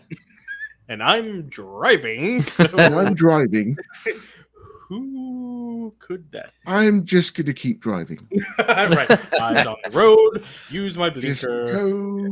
just go. Don't worry. It'll be Yeah. fine. And it's better than her screaming, so I don't mind. In that scenario, Adam, did you still use your turn signal? Please tell me you were still cognizant enough to use your turn signal. I don't know if I would be, but I would appreciate it if someone. Oh, like Adam's English. He's got to stuff up her lip, baby. Adam maintains even if the bombs. It's all are about dropping. Come etiquette, on. you know. One maintained one's awareness, the situation. That's really good. That's I would pretty expect darn nothing less from our illustrious audiobook narrator. If you would like to use Adam Burrell as your narrator, please go to ACX and look him up, or on Instagram at Adam Narrates. What's your? I always Adam forget. narrates. Let's put it up there. Adam narrates. What's the YouTube channel, real quick, Adam? Is it Adam Narrates is also, or is it something else? It's Adam Burrell. It's just Adam Burrell. Okay, BURREE or ELL. That's right, Adam Burrell. BURRELL. Right? Yes, Miss Moneypenny. Gosh. So, Adam, a lot of people don't have these experiences. It seems like there are some people who have an inordinate amount of experiences like this. You guys being one of them. Your father's an Anglican priest. Do you think that that has something to do with it, or what do you think is the reason for this preponderance of supernatural stories that you guys do have? Because I mean, this you probably told what, half a dozen now total, and most I people think- never have more than one in their life. I think from my point of view, you're looking at being brought up around spirituality, Yeah. B, the exorcism team. So where normally you look at, if you take the church and its very strictest, narrowest beam, they'd tell you ghosts don't exist. Mm-hmm. But being the son of someone who was in that exorcism team, you're brought away from that line. Yeah. And I think Dad being open to it makes me more aware of it. I think my experience with the children in the garden kind of opened my mind to that possibility. So all those things that, I don't know, some things, you take the milk as an example, whereas I'd see that and go, well, that can't happen. Someone else might look at it and go, well, surely there's a slight slope and it's rolled out on its own and it never do that without that. It's just Foundational gravity. shift. Uh-huh. Exactly. Whereas my head, I'm going, well, that can't move on its own. Yeah. So there's only Plus, one other explanation. Yeah. Plus, there's the validation that there's something else Yeah. that could have very well easily done it, that you've experienced the otherness Yeah. of possibilities. Yeah. When you experience it yourself, like you said, you become more aware of it. You know that it's Your real. perception changes. Yeah. Yes. Your And perception perception does doesn't- change. It does, and it doesn't change reality. It just helps fine tune your antenna to the frequency of reality. Mm. You know? Absolutely. At no point do you ever think wrongly or badly or anything else. It's just an awareness, I suppose, more than anything else. It's allowing yourself to be aware as much as anything else. Mm-hmm. Yeah. Because some people will automatically shut it down. Yeah. Yeah. They'll write it off, or they won't even pay attention to it. That's the other thing. Maybe a lot of that stuff is happening to people all the time, but they're just not paying attention to it. Yeah. You know? It's like Dad used to say. I mean, he quite often sat there and he said, listening for God isn't listening for a trumpet going off and blinding your senses to anything else going on. Listening to God is about being as quiet as you can and listening to that whisper that just tickles the edges of what you can hear. Ah, it's so good. Mm. It's like our dad had a piano record called "Turn to the Quiet," Mm-hmm. and I think it's that same sentiment of like that small, still voice. Mm-hmm. It's not a lion's roar. It's just that gentle brush of the wind. Yeah. Mm-hmm. It's really good. Yeah. Do you think being in close proximation to that, as far as like your family being, with your dad on some of those assignments, do you think that puts you? We're getting into probably some, pretty what people would consider probably some pretty fantastical stuff. But do you think that puts you on the radar a little bit for that kind of stuff, or does it just make you more aware of it, or both, or something else? It's strange. I've often thought the same thing. Have you really? I've often wondered if it's Does a it leave a two-way mark? door. Yeah. If it's that two-way door. So, like for us, you could say it's because I have witnessed it that I'm more aware of it. Yeah. But equally, because I've witnessed it and they know I've witnessed it, Right. are they more aware of me?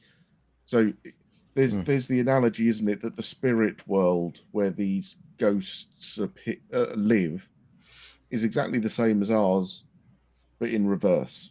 So they can't see us normally. Mm-hmm. Oh, They okay. just see where they exist. Like that Nicole Kidman movie, The Others, where she thinks Yeah. that they're haunted. Mm. Have you ever seen that movie? Mm-hmm. Yeah, where like they think they're Yeah, I being was gonna haunted, say. but they're the ones who are haunting the other. Exactly.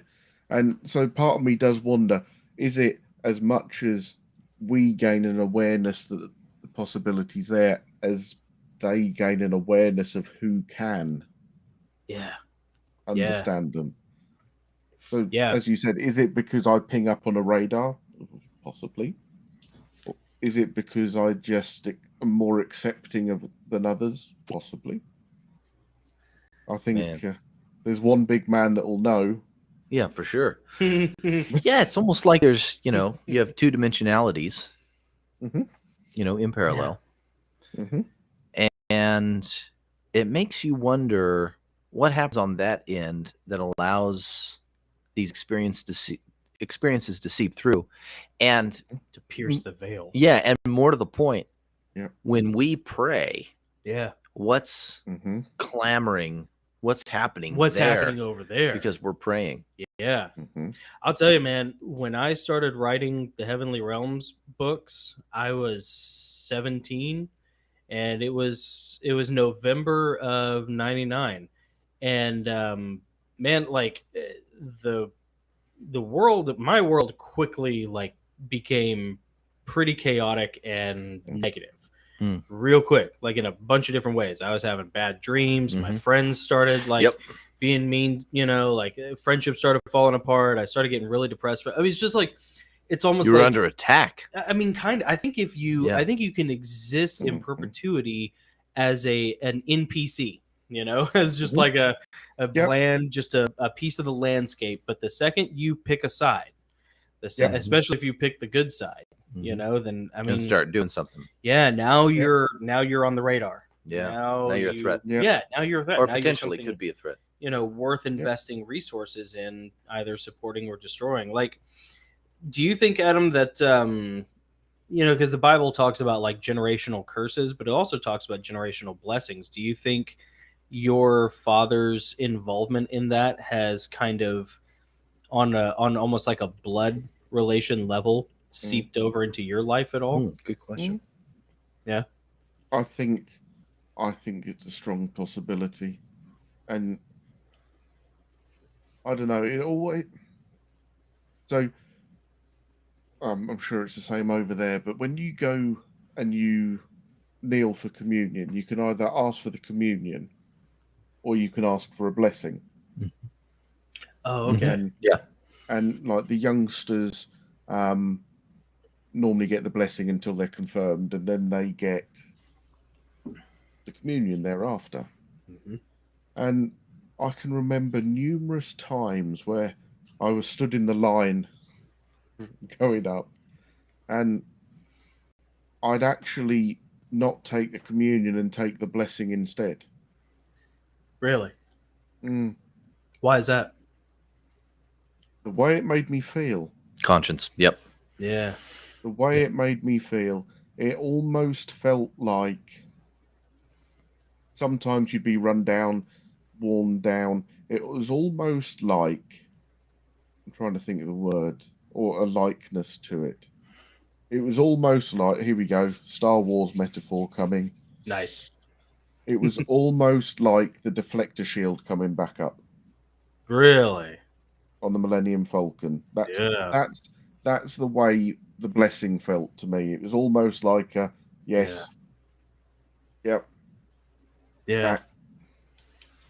What is it about communion that feels so different than the blessing? Like, how does communion feel in relation to that? So communion, when I was taking the communion, I would be thinking about God. Yeah. I'd be thinking about Jesus, thinking about God, the relationship and the way he's with us and church.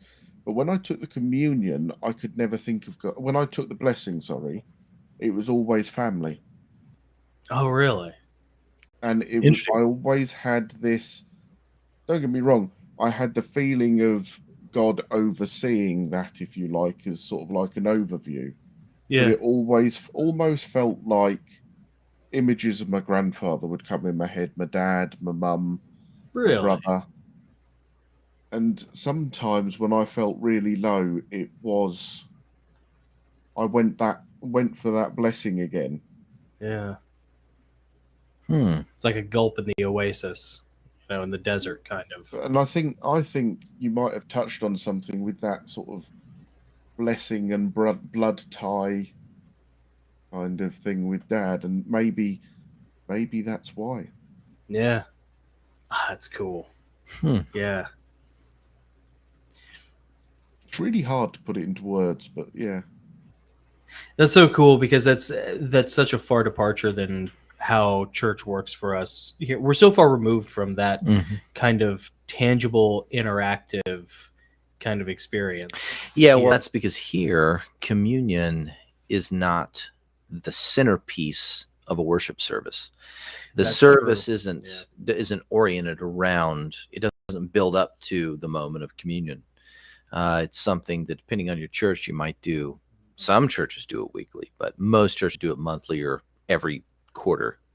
Or on Mhm. Easter. It is on the periphery. Yeah. Mhm. Something you do occasionally to remember. It's not the foundation of what the service is about. Yeah. Really, the service in most non-denominational or evangelical churches, it all builds up to the sermon. Yeah.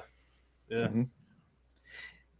Have you you spent some time, Adam, with your dad when he was on an exorcism team? Which, by the way, just the phrase "exorcism team" Yeah, I want to is try out. so cool. I want to try out for Like, that team. Dude, that's rad. Yeah, I know. I'll be a dude cheerleader. You want to be the water boy? I'll be the The cheerleader. holy water boy for the Yeah. exorcism team. You Yeah, the holy water boy. It's great. You be the Sandler. Yeah. Yeah. Instead of pom poms, have like incense. He could have sensors. The holy smoke. Give me a sensors. chain.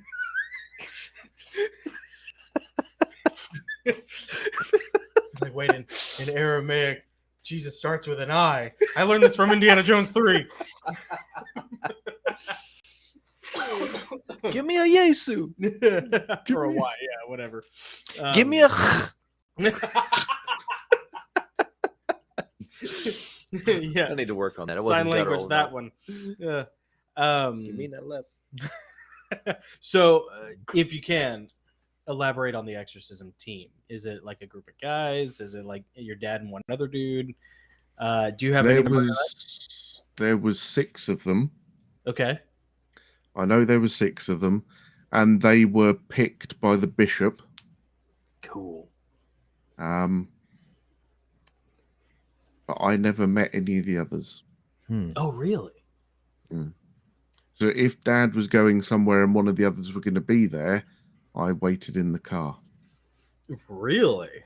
Mm. Any particular reason why? Because after going and meeting the children, and Dad considered that a fairly low probability of it being anything scary, anything meaningful. He turned up expecting to go, do. Yes, your house is lovely. He said, he said sometimes you'd get called and you'd go, this is someone whose head is overthinking things. Oh, yeah, sure. Yeah. And you'd still do everything properly, but you'd be going to just literally put a mind at rest rather than dealing with anything that could potentially be there. Yeah, sure. And so after he took me to that one and that happened, if there was more than one of them sent, it was normally because it was deemed that there was something, a presence. that would need more than one person to deal with. Something a little more adverse to have to deal with. So at Not the a place for point, kids. Yeah.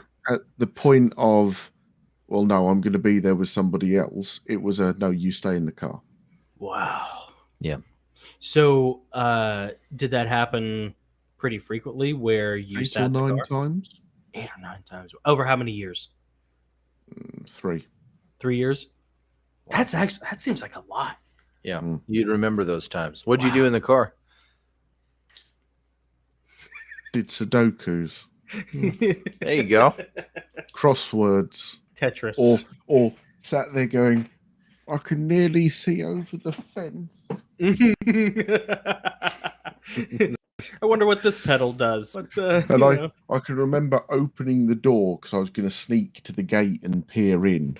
naughty Adam. And then the gate opened and Dad came out. I was like, oh, Smoking you like a getting out of the car? Uh-huh, yeah, uh-huh. No. You no, know, the car's you're- steamed up. It's a real child of God if you get caught the second you try and do anything bad, Yeah. Yes. like we always got caught, Oh, like, yeah, we I did didn't get not, away we with couldn't get anything. away with anything, No. I I mean, Dad, whenever he introduces me, he always go, and this is Adam, son of David.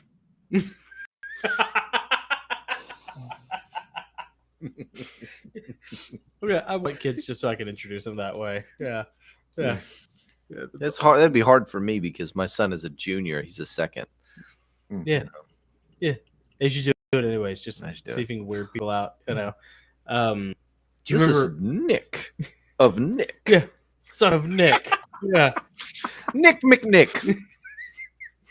Nick. Nick. Yeah. Nick. Yeah.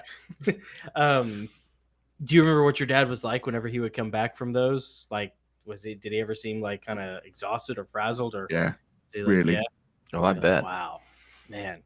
Yes, I can remember once go, where are you going, Dad? I've got to go out. Where? Somewhere. Mm. Where? So, and I'll know when I and get the car there. turned up, and there was 3 others in there, so it was actually taking 4 of them. Whoa. Oh wow. He didn't Oh. come back for 12 hours. Ooh. And when he came back, you know when someone is really tired and they're grey and they're just sitting there like, Yeah. Drained.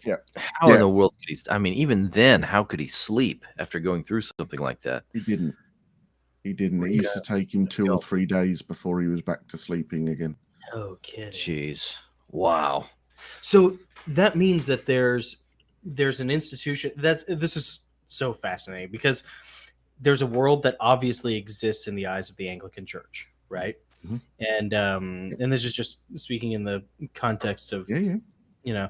but at the same time, this is something that no one ever really talks about in polite discourse, but yet there clearly is an institution with protocols in place for Mhm. dealing with this. There's stuff written down on paper, Mhm. for how to deal with this and a methodology to it. So clearly someone is acknowledging on an official funded follow the money paper trail level that this exists. Yeah, it seems like it was an ancient institution.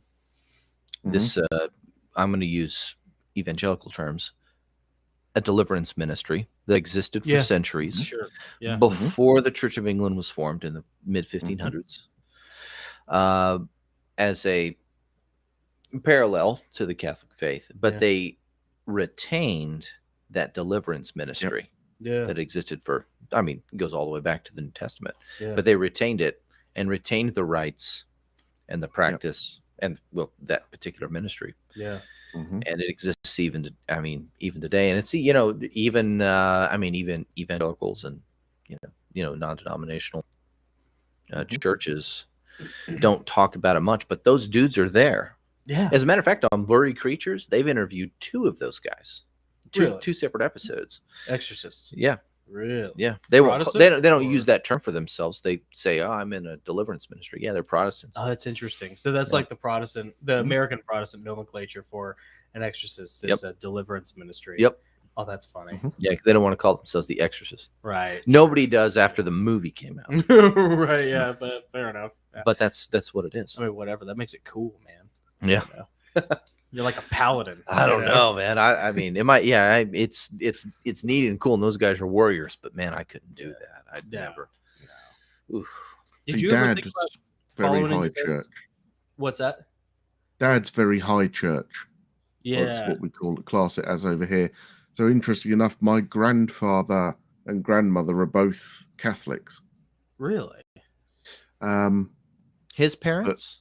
Yes, his parents are both Catholic, Interesting. but they turned away from the church because of how they treated my grandfather when he was Really? growing up. Oh, because he didn't know who his dad was. No, not even that. Oh, okay. So he came from quite a poor background.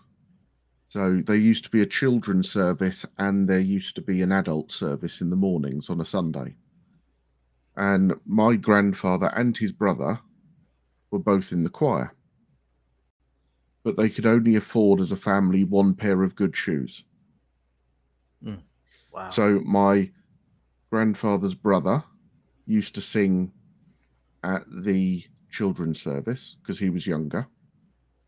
And then my grandfather used to go and sing in the choir at the adult service.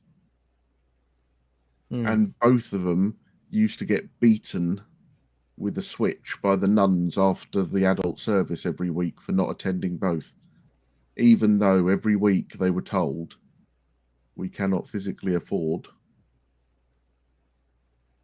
the two sets. And because of that, and that carried on from he was 7 when he started singing in the choir, and he was, in his words, beaten every week For not until having he was shoes? 18 for not having enough money to pay for 2 pairs of shoes. Wow. Every week until he was 18, and then he turned to his mother and said, "I'm not going back." Yeah. Wow. You know, it really speaks a lot to his character, to both of their characters, that they would continue to endure something like that. True. I mean, that's extremely admirable in the face of a wrong-headed, wooden-headed institution that's punishing them for things they can't help, Wooden-headed. and in a ostensibly a charitable organization that Yeah. you look at like all the opulence in the They were Catholic Church, kids, and and they were and children. they can't peel off a couple drachmas for some slippers for these kids. Yeah. I mean, geez. And and that's why Dad became an Anglican priest instead of going down the route of being a Catholic priest.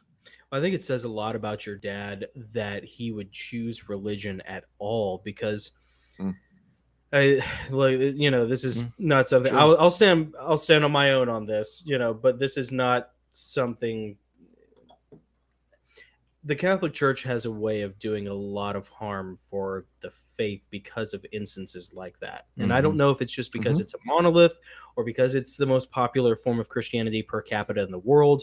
I don't know. I don't want to speak out of turn about things I don't know about, but exponentially more disenfranchised Catholics than you do happy practicing ones, and That's true. You That hear a is true. lot of stories like that. And I hate saying that even as a Protestant, because Catholicism is such an alluring setup.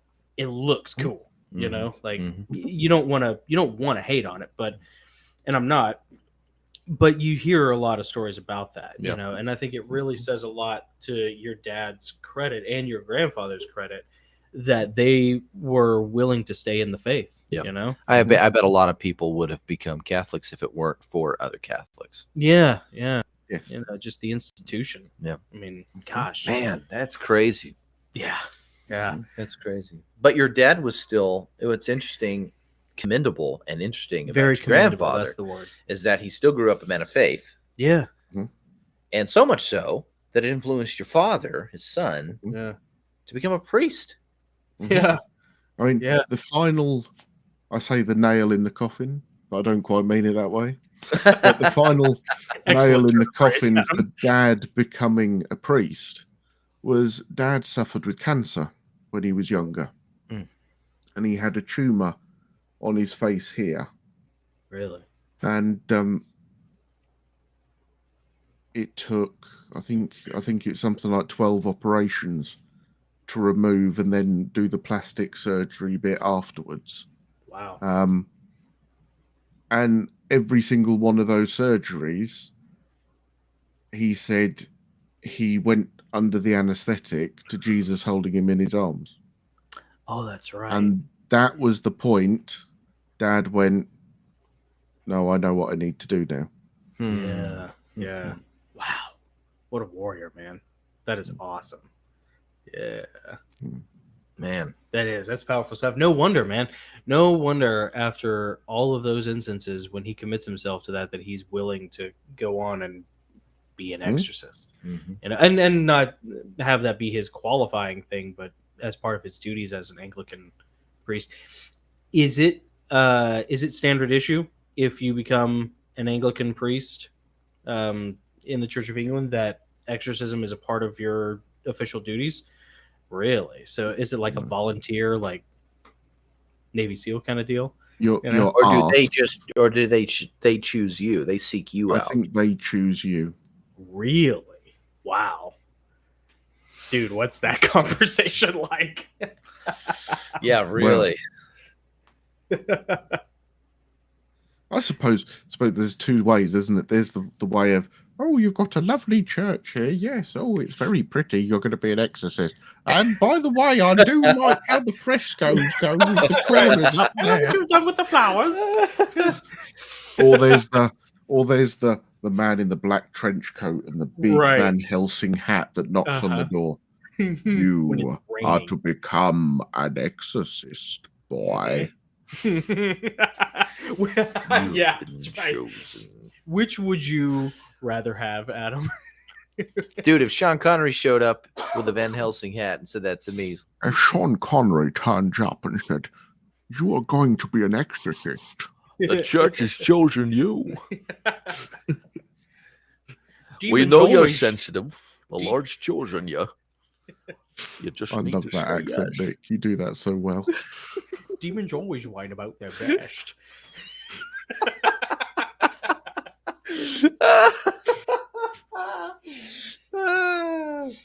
Wait, not just saying them all. All right. All right. So wait, before you ask that question. Yeah. I know we're live. I'm gonna go pee. Are you? I'm about to explode. I'll be right back. 60 seconds or less. I'm gonna chop this up anyway. Nick has got a tiny little Irish bladder. Dude, I do. I got acorn bladder. I'll be right back. He's got a little. I don't want it to distract me. This is such a great conversation. I'll be right back. Excuse me. Right. This can all be edited out in post. Yeah, that's fine. We'll fix it in post. Yeah. You know. Do it live. All right. So now that Nick's gone, Adam, let's just talk about Nick. Let's talk, Yeah. let's talk about how smelly he is. Oh, really? Smells awful. Oh. Let's talk about how tiny his bladder is and how much he has to pee. There is this funny thing, like Nick is like the maestro of all of this. Like, the irony is, this was my idea and I started it, and Nick has like put forth 95% of all the effort into turning this into like something really truly extraordinary. But one of the funny things, and so like I'm like nothing, like Nick is the backbone of this whole operation. But what I love to do is I can tell when Nick kind of has to like go potty, and so so sometimes I'll just like try to drag it out for as long as I can, and you can tell because his knee starts to bounce a little bit, and then like and he starts to get a little fidgety, and he starts to like shift in his seat, and it's like I gotta be a brother right now. I gotta be a little brother and just see, and Adam has vanished. Dude, that's awesome. Yes, I was wondering how long it was gonna be before there was smoke in the goblet. Yeah. That's pretty good, actually. I quite like it. Yeah. What are you what's in the vape pen? I have forest fruits today. Forest fruits. So getting back to, I want to get back to ghost stories eventually. Oh, wait a minute. He's back. He's Yeah, back. she's back. Yeah, shut up. Hey, Nick. Wow, cool. Welcome back, buddy. And I am Hey. relieved.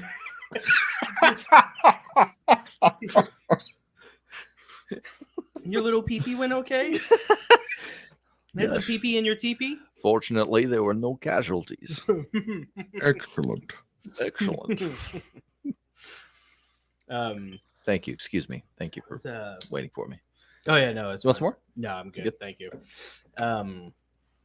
What was I gonna say? Okay. So I imagine you might have like one or two more ghost stories at least.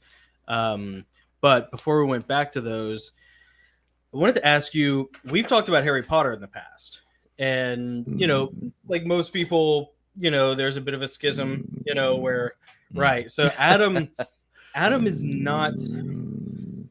Yes, Adam is like justifiably, from a spiritual and religious perspective, anti Harry Potter in the household. Is there any, aside from just like what you perceive, what we all basically perceive, because everybody has different levels of permissiveness of, what they allow in the house. Is there anything particularly noteworthy that stands out as being like a real issue or a threat that you see in Harry Potter? Great question. Adam has his Aslan roar, his grumble going on right now, the purr of discontent. So, for me, the biggest problem I had with the world Harry Potter is within is one,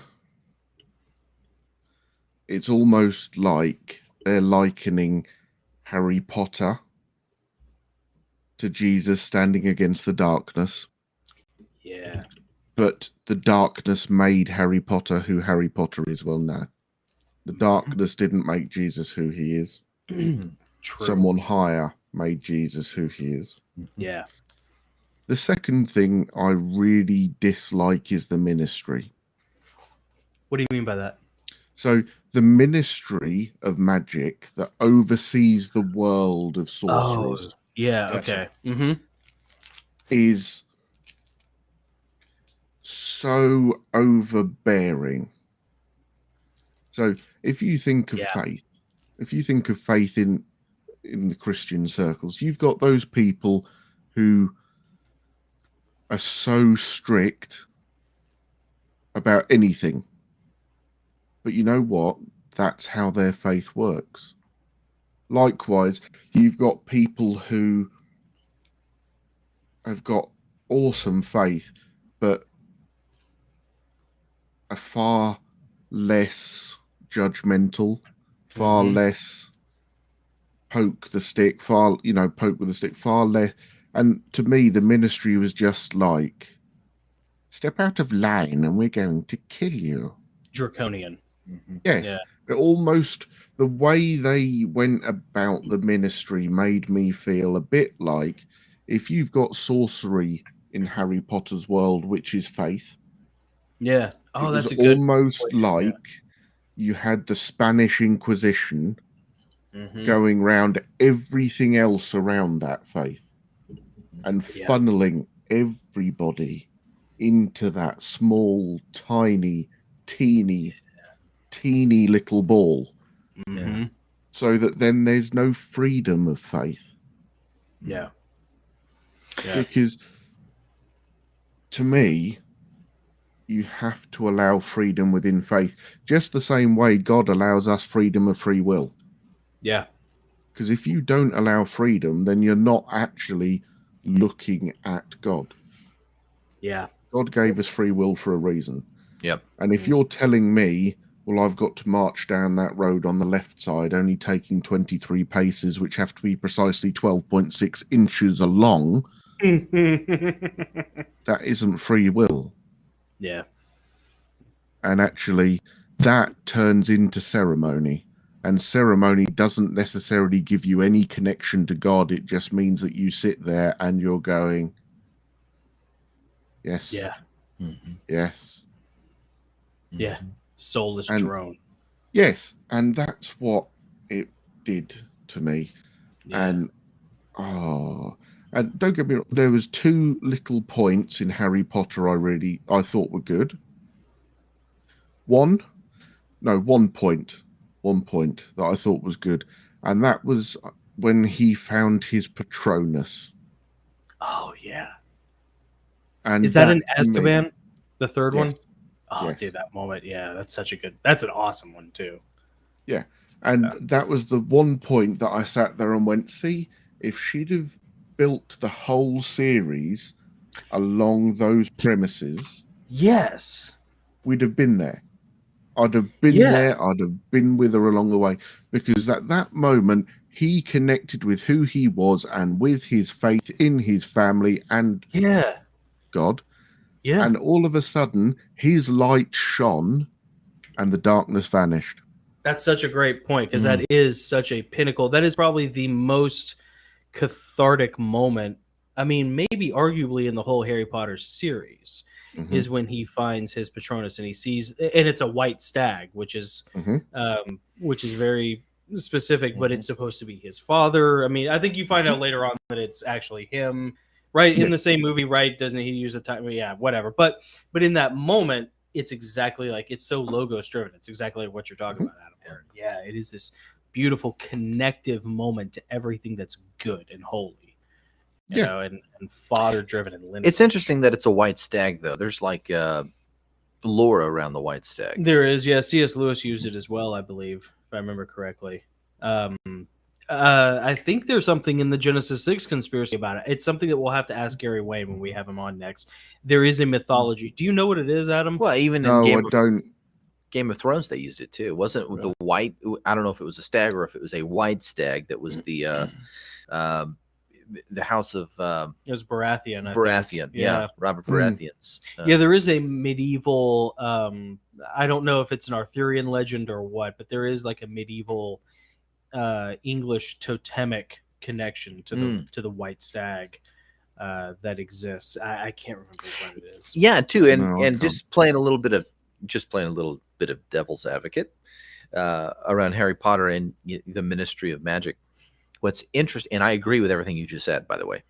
But what's interesting is that I do. But one thing that is included in that world of Harry Potter is Hagrid. Yeah, Who's an authority who was removed from official position. it's like a Tom Bombadil. He's removed from the Ministry of Magic. I can't remember what he did wrong. It was the spiders, wasn't it, or something? He's not the enemy. He's kind of like the Protestant. He's kind of like the Martin Luther of the Ministry of He's Magic. a bit of a prodigal son. But he lives on the fringes of the ministry. Yeah, But he's not seen as an enemy. Yeah. He's certainly a friend and a helper. But he's kind of following his own rules yeah, and becomes a friend to Harry Potter. yeah. And doesn't have that rigid, The stricture. he doesn't. Yeah, he comes to their aid as an affectionate friend. Yeah, The person you can always trust and count on, who's not beholden to or not bound by the rules.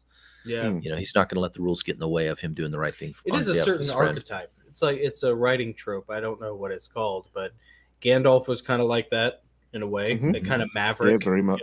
Mhm. And then Qui-Gon Jinn in Star Wars. Mhm. Weirdly enough, I mean, far be it for me to jump on the bandwagon of cognitively reframing the prequels as something great, but but I mean, there is like some merit to. Qui-Gon Jinn was the greatest thing about the prequels. Yeah, kind of. Yeah, I Mhm. mean, he was definitely like top three. Qui-Gon Jinn was kind of like that as well, in that someone who operates outside of the ministry's totalitarian. Because he had a very particular set of skills. There it is. I was wondering how long it was going to take. I couldn't resist. It's about time. Yeah. That was low-hanging fruit. I'm sorry. That was cheesy. My apologies. I'm just. It wouldn't have felt right if it weren't. I had to have Sorry, I didn't mean to step on your thought. There. No, it's okay. It's it's more of a it's more of a puddle than a thought, really. No, but I think that Hagrid kind of shines a light on exactly what you're talking about, Adam. Mhm. That there is too much of a structure. We got battery. Oh, is it potato cam after party time? Well, it can be, or I can switch to battery. Let's do potato cam after party. All right. Yeah. Ladies and gentlemen, can you still hear me? There we go. Yeah. It is the course. Potato Cam after party. Mhm. Yes, sir. That part of the show where the battery on my good camera dies. And we get into some real talk. We get down and dirty. When the good camera dies, we're like kind of on the back nine of the show. Yeah. This is the good stuff. This is sort of like when when the show is over and you're out back, like backstage smoking cigarettes while the crew loads up the cart. Yeah. You're like, so let's really talk. Yeah, Real she talk. might be pretty, but this is This is where the fun. this is when is the where the lights fun go begins. off. Oh yeah. Oh yeah. Yeah, Nick is pretty good at that. Mhm. So what other? Do you have any other ghost stories, Adam? Well, I may have done some research. Oh, really? Oh, let me All go right, back. Let me go cool. back to ghost stories from the UK here. Beautiful. Beautiful. I thought the 1,000-year history of Bury St Edmunds. Oh, that's. I'd cool. go back and look at some legends and some Oh. myths for you. Yeah. Now, did you grow up with these myths? Are you aware of them, or? Oh yeah. Yeah. All right. Yes, dude. Yes. So, the first myth is the myth of Saint Edmund and the wolf. Cool. Okay. So, Edmund ruled East Anglia, so the area where I live, from 855 to 869. So quite a long time ago. And he was killed by Danish invaders on the 20th of November, 1869, after refusing to denounce his Christianity. Nice. Okay, so St. Edmund was tied to a tree and shot full of arrows and then beheaded. Wow. When the body was found, the head was missing and thought to have been thrown into the briars in the nearby forest. However, supporters of the king heard a wolf call to them, and upon tracking it down, found the wolf guarding the king's head. Yeah. When the head was reunited with St. Edmund's body, the head and body miraculously fused back together. And that was where his sainthood came from. That's awesome. Definitely my ancestor. The Catholic Church wolf. decided The to wolf. make him a saint, and Bury St. Edmunds became a place of pilgrimage. Yeah. You know why? Because they were afraid of him. Yeah. So Bury St. Edmunds became a place of That's pilgrimage. so How cool. much longer from his death did it become a place of pilgrimage? When was he beatified or beatified? 885, I think. Dude, this is one of those Saxon kings. Yeah. Oh Yeah. yeah. Hardcore. Man, Yeah. Mead drinking. dude, This this is so cool. This is Yeah. cool, man. wolf worker kings. Yep. Yeah. Edmund and the Wolf. You That's know what? awesome. I'd make him a saint too, because I'd be afraid that he'd come back. Somebody make Yeah. the Yeah. wolf a saint. The wolf needs to be. Yeah. Like, dude, he'll come back with his wolf. Like, Saint you Big can't Bad. kill him. Yeah. We chopped his head off. We shot him 8 times with arrows. And these are Vikings doing that. Yeah. And the Vikings did it, and they still couldn't kill him. So, like, Yep. you better make him happy. Yeah. 'Cause- That's awesome. Yeah, And you live right there. yeah. I do. Yeah. So it's called Bury St. Edmunds because he's allegedly. That's where he's been entombed there. buried. Yeah. Now, is That's so awesome. his burial clearly identified, or is it No. just somewhere in the area? So It's everywhere. and his bones used to be kept in the Abbey of St. Edmunds in Okay. Bury St. Edmunds town. However, Is that the same abbey where you had all Yes. the lights? Yeah. Yes. Okay. Oh yeah. Oh, yeah. Yeah. Now, when King Henry VIII dissolved the monasteries, the bones were moved to Westminster Abbey. Really? Huh. Mhm. Interesting. Yeah, but there's a lot of energy. So, in that so place. St. Edmund's remains are in. I mean, they're there, right? Like that's verified. Mhm. Oh man, cool. That's cool. Oh man, that's cool. I gotta Yeah. go to England. I know. I gotta dude. go to England, man. This One is more killing me. reason to go. When's the best time of year to come and visit you guys? I was like, June, never. July. July? June, really? July. Yeah, they Okay. basically have 2 months of nice weather. Okay. Yeah. And if by you mean nice weather, we get a little bit of drizzle and some warmth, then that's yes. Mhm. The sun comes out for I 30 expect- seconds on every Tuesday. I expect it to be raining anytime I were to visit. Yes.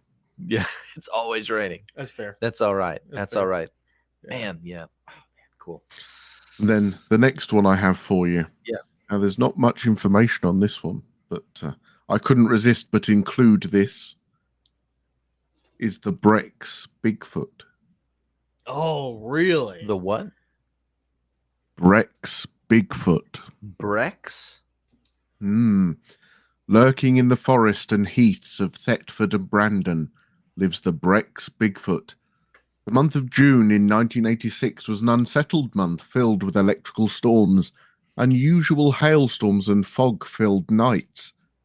It was on one of these nights that a long-haired creature with a light grey shaggy coat was spotted walking on 4 legs. But as the witness made their return journey, they saw the beast rise up on its hind legs, standing 9 foot tall and approximately 400 pounds. Mm-hmm. Mm-hmm. Since 1986, there have been many sightings of the Brex Bigfoot. Witnesses speak of eye shine close to trees and low throaty growls. Wow. This is 1986, you said? Yep. How do you spell Brex? Brecks. Oh, CKS. Okay. Wow. How far is... Now, what area is that in? That's Thetford, which is 12 miles away. Oh, man. Dude. North or west or North. north? Ah. Now, here's the thing. I can sense Nick's tickle pickle from here, and I can tell you right now that he's fascinated with going over there because he's pretty sure he's like, I can see it in his brain. He's like 95% sure that it's a dog man, and Nick is like fascinated by dog. Mr. Burl, you've tickled my pickle. I feel Sir! I feel a little tickle in my pickle, sir. Sorry, gentlemen. This is potato. This is peanut butter after camp party. So, yeah. When it comes to my pickle, I like it shaken, not stirred. Yes. And none of the olive with the little stick. And I like it dry. Okay, we'll stop. Yes. So, But no, I couldn't resist but put the Bigfoot reference in there That's for you. awesome. Yeah. dang, that's cool. The Brex Bigfoot. Mm-hmm. Man, that Mhm. is fantastic. Is that the only time anybody's ever seen him, or has he been spotted No, since then? numerous sightings since 1986. Since 1986? The Brex All right. Bigfoot. Yeah, cool. Take that, blurry creatures. I don't think they know about Yeah, this. no one's ever talked about No. the Brex Bigfoot on Blurry Creatures. Yeah. Yeah. Then you've got the Green Children of Woolpit. Oh boy, Mm. is this like that Doctor Who episode? Where's my mummy? In the 12th century, 2 children with unusual skin color reportedly appeared in the village of Woolpit, 8 miles away. The children, brother and sister, looked normal except for the green color of their skin. They spoke in an unknown language and would only eat raw broad beans. Really? Eventually, they learned to eat other food and lost their green pallor, but the boy was sickly and died soon after. He and his sister were baptized. The girl adjusted to her new life, but she was considered to be rather loose and wanton in her conduct. After she learned to speak English, the girl explained that she and her brother had came from St. Martin's Land, a subterranean world where it was always twilight, inhabited by green people, and had wandered into the world of human beings through underground tunnels. Cave dwellers. It's almost similar to some legends about little people. Yeah. Yeah. Interesting. Subterranean world, huh? Cave dwellers, man. St. Martin's Land. Never heard of that. That's cool. Hollow Earth, baby. Yeah. Mm-hmm. Around the pillars of the earth. Have you ever heard the legends of the black-eyed kids? No. The black-eyed children. That's like, I guarantee you that's Nick's like deepest fear is the doorbell's going to ring and he's going to open it. Can we come inside? Yeah, there are repeated sightings, and these are all more urban legends. Yeah, the urban legends, more current legends of children, sometimes 2 or 3, around, between the ages of, 10, 11, 12, 13, somewhere in that age range. People will encounter these children that'll come up and ask for assistance. They'll knock on your door, or they'll knock on the window of your car, and they'll ask you to get out or ask you to let them in. Yeah, like vampires. They want to be let in. And they want to be let in. And in every one of these situations, they all seem innocent and suffering. Oliver Twistian. Yeah, and you almost want to help them, but there's always this constant there's a foreboding undercurrent of like menace to them. Yes, because they all, in every one of these cases, they all have solid black eyeballs, like just glossy black, inky black orbs for eyeballs. Yeah, no whites, no irises. Yeah, nothing. Just and it's when the people who are being solicited recognize the eyes, they know something's wrong, and they leave, or they don't open. They tell them to go away, whatever. Yeah, but there are lots of cases of these, and in every situation, it's like there's like this foreboding evil something in the air. These kids are wanting to get in and do something. Yeah, and the only ones you hear about are the people who turn them down and say, "No, screw you, I'm out of here. I'm leaving you on the side of the road." Yeah. It is very vampiric in a way. My friend Will, he wrote something really cool about vampires. I should mention this since it's the Halloween stream. So like, vampires, their reflection doesn't show up in mirrors. I never wondered why, but apparently it's because old mirrors, they stopped doing this a while ago, but old mirrors used to have like a backing of silver in them. And that's what prevented instead of the chrome sheet, they used a silver sheet. Right. Isn't that cool? Yeah, that's cool. I never heard that. Yeah, that's neat. Will Piercy told me about that. That and I think it's kind of like the same thing with ghosts and wrought iron fencing. Like apparently, I don't know if you experienced any of that in New Orleans, but really. So Adam, you've heard about this, right? Like how wrought iron fencing repels ghosts or keeps ghosts out. Yeah. Do you know why that is? I've never really looked into that. There's wrought iron everywhere in New Orleans. Yeah, that's why.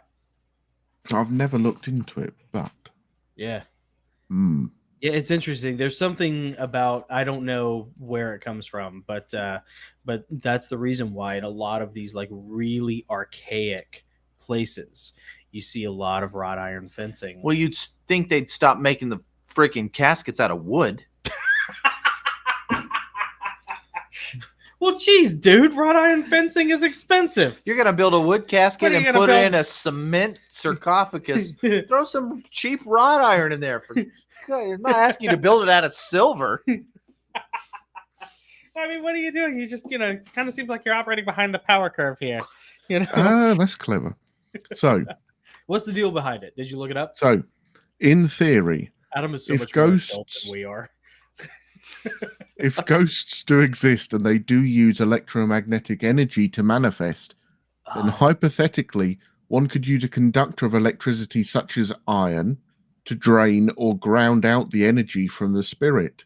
No. Therefore, touching a grounded iron object to the spirit itself would drain all the usable energy from that spirit.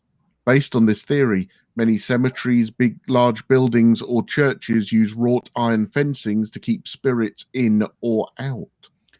Also, it has been said that an iron horseshoe placed at your front door will bring good luck by keeping evil spirits out. Like a dream catcher. That's fascinating. So You're grounded. That's really clever. that really is. Well, and that's so strange because when that, I mean, you know, that's got to go back at least 1,000 years of using wrought iron, right? Like that's nothing new. Yep. They had no idea about electromagnetic frequencies back then. You know? Wow. I mean, not on that level. So yeah, how would they know that yeah. way back then? That'd be Dude, the that's aliens. wild. yeah, it's the Nephilim. It's the demons out of Antarctica. Oh, out of that's the ice wall, crazy. you know? That's crazy. That's clever. That is Sorry, really cool. I really like that.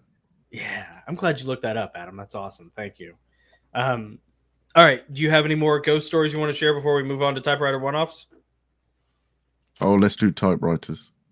Yeah, you want to do typewriter one-offs? Let's do All right. typewriters. All right, typewriter one-offs. Adam, you want to go first, or you want one of us to go first here? What do you want to do? You're the guest. Oh, go on. I'll go first. You'll go first? What's it going to be? The house stood at the top of the hill. The weeping branches of the weeping willow up against the wall, making it almost look like hair blowing in the breeze.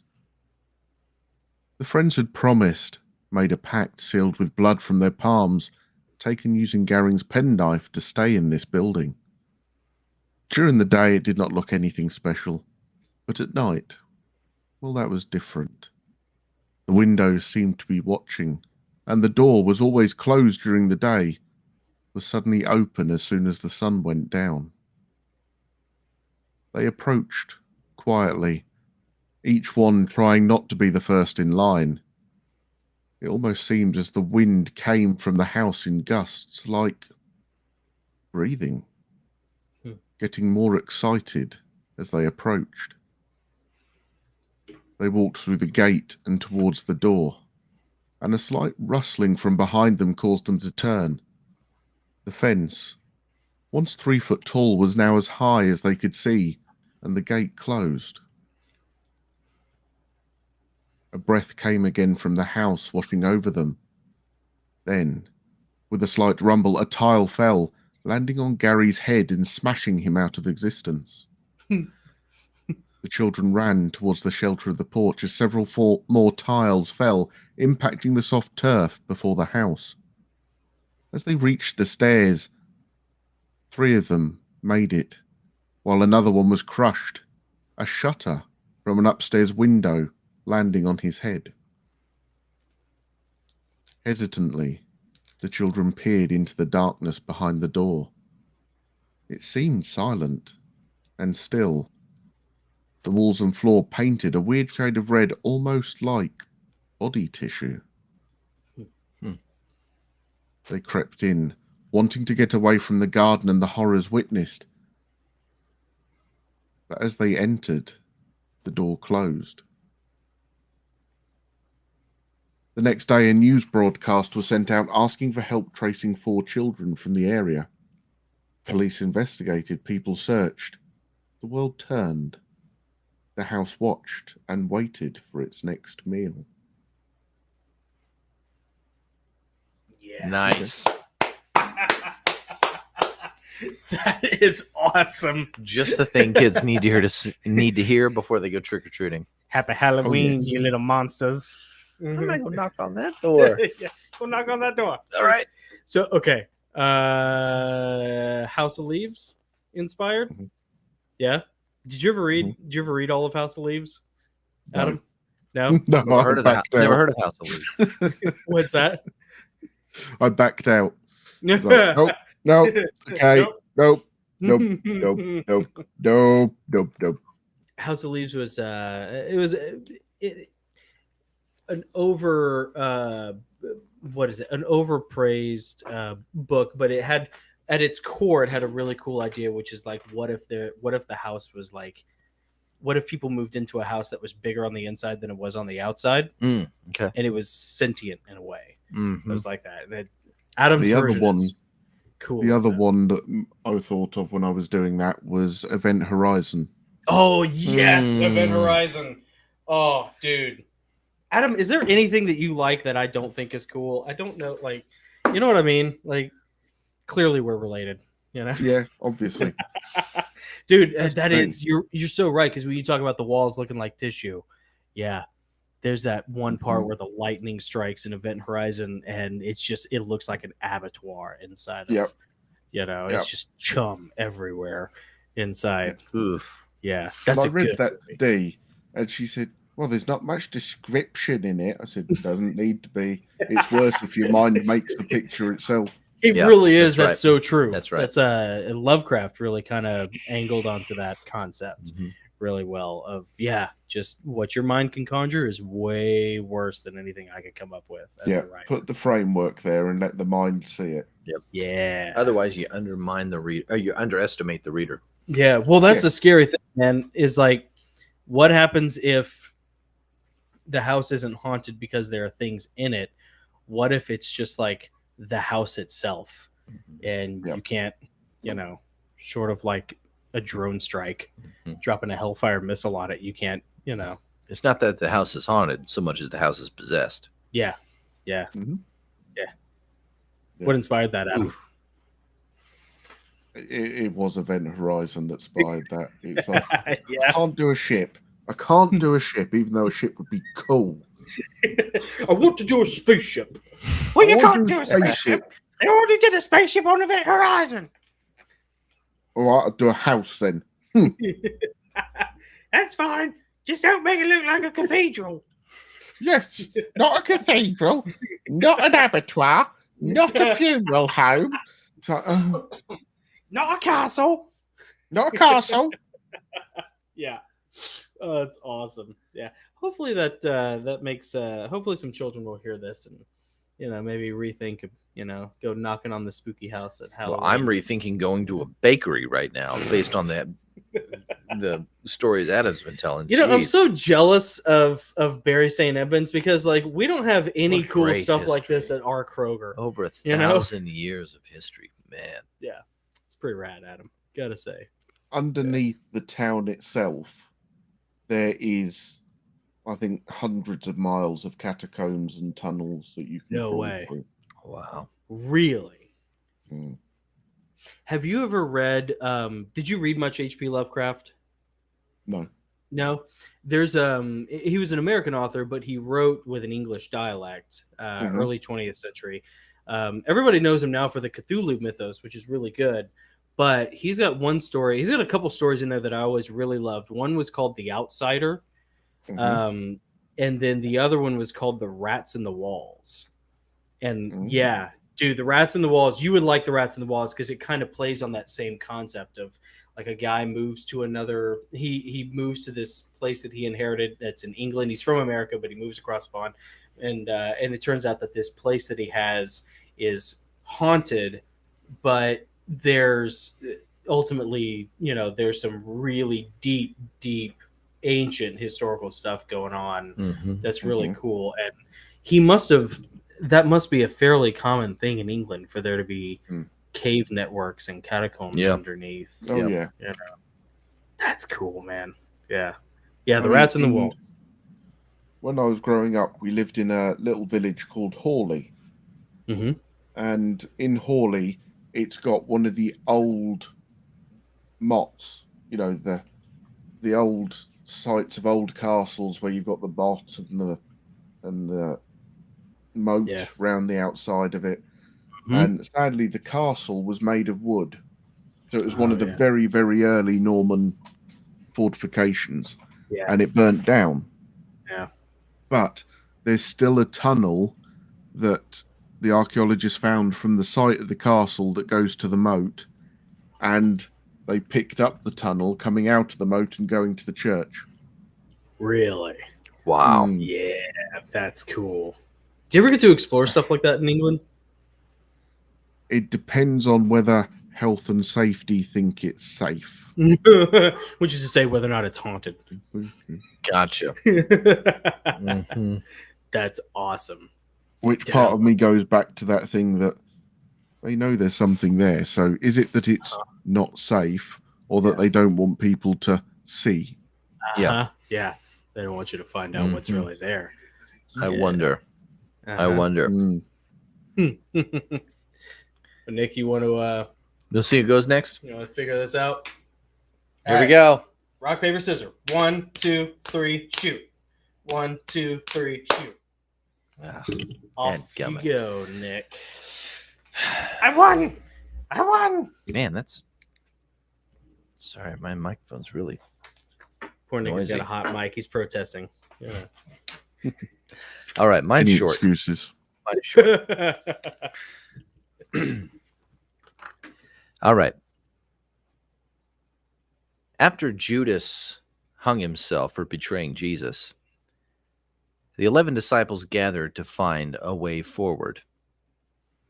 Even after Jesus ascended, and they were left holding the reins of the infant church, they still were inclined to bolster their number back to 12, as originally chosen by Christ. And while I'm not entirely interested in why the number 12 is so significant, I do find it fascinating as to how they made the decision together. They prayed, then cast lots. That's dice to you and me. They trusted that God would reveal who, between the two candidates, would be the best replacement for Judas. The lots fell on Matthias. All 11 accepted this as God's decision.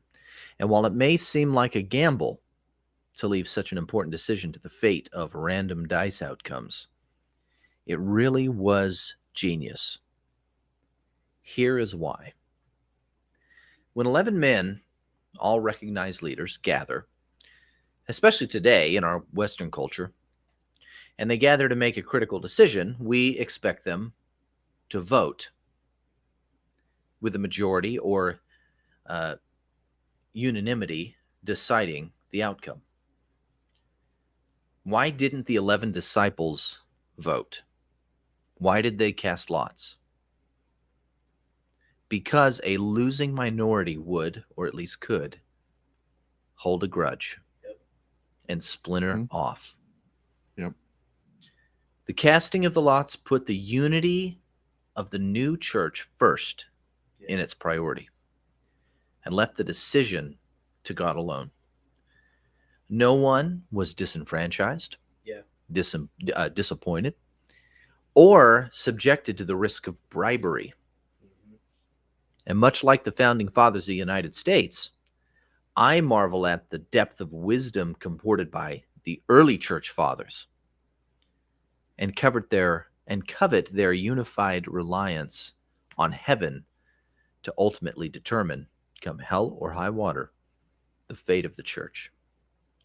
So I ask you, what key decision in your life do you face? And do you have the faith to pray, cast your lots, and accept God's outcome? Yeah, that's awesome. Yeah, like that. Yeah. Very good. Very cool, man. Thanks, Very man. meditative. What made you think of that? The pastor this morning saying, "Oh, they cast lots and chose Matthias," and then he went on. I'm like, wait a minute. Why didn't? Wait. Well, I'm like, wait a minute. You had a group of dudes and they didn't vote? Yeah. You know, the world was firmly Hellenized at the time. Right. Yeah. Democracy had already come and gone with Athens. Absolutely. Yeah. They didn't vote. They cast lots. Yeah. You know, we talk about fate. We talk about luck. Mm-hmm. Mm-hmm. You know, and really at the end of the day, like the Bible says, you know, God determines every roll of the dice. Yeah. You know? Yep. Yeah. So I thought that was really interesting. So they trusted God. They say, hey, we're going to pray together, and however this falls, we are all going to accept it. Yeah.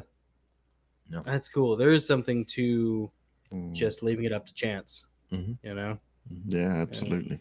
Well, they thought it was chance. They were just going to trust whatever God was going to. Yes. God is ultimately in control. Entrusting God with Yeah. the outcome of the dice, as opposed to trying to sit there and left brain your way through it. Yeah. You know? Which, and as I thought through it, I'm like, maybe when things happen randomly to us, Yeah. maybe they're just happening for us and we just don't see why. Yeah. Yep. Yeah. I think there's a lot of truth to that. Absolutely.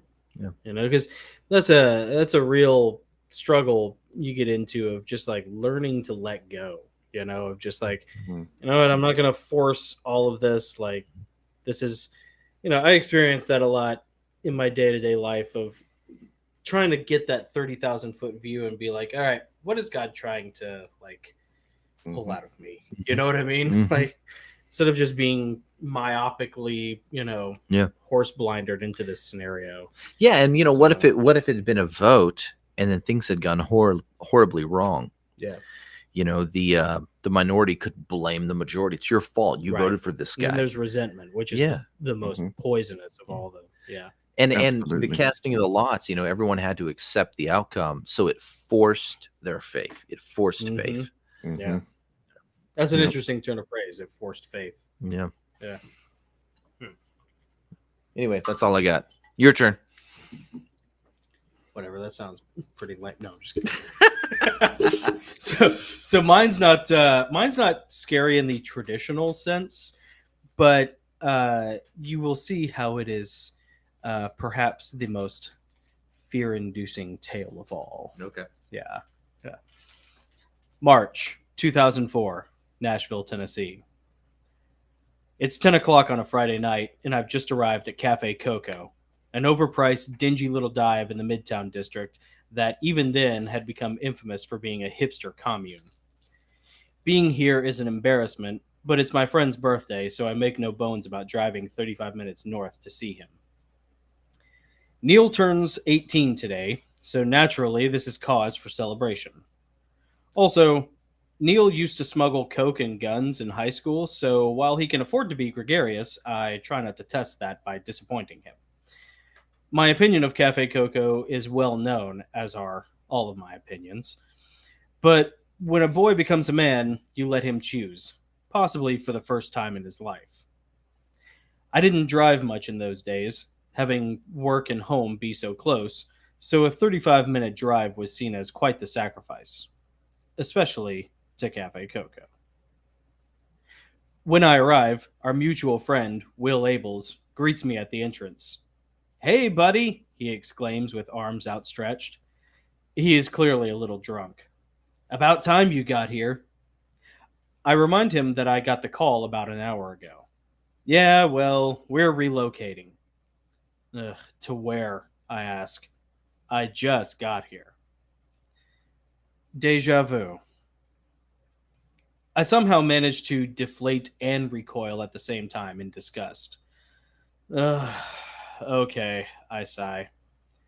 "Happy birthday, Neil." The drive to Deja Vu takes 10 minutes. It's cold. Their car never has a chance to warm up. I leave my hat and gloves on. When we arrive, I show them my ID and pay the bouncer the $20 cover charge. Metallica's Fuel is playing inside. I get excited. "Good musical choice," I say. "Ugh, the music here sucks," the bouncer says, despondent. And he's right, of course. I know my musical taste is crap. The three of us snake our way through the lanes and find a table over at the corner of the left-hand side, within spitting distance from the stage. For three suburbanite young guys, this is as close as we are willing to get. I start to pull my gloves off when I look up and see the towel monkeys come out and start wiping down the pole. These girls are fully clothed and must be stripper understudies.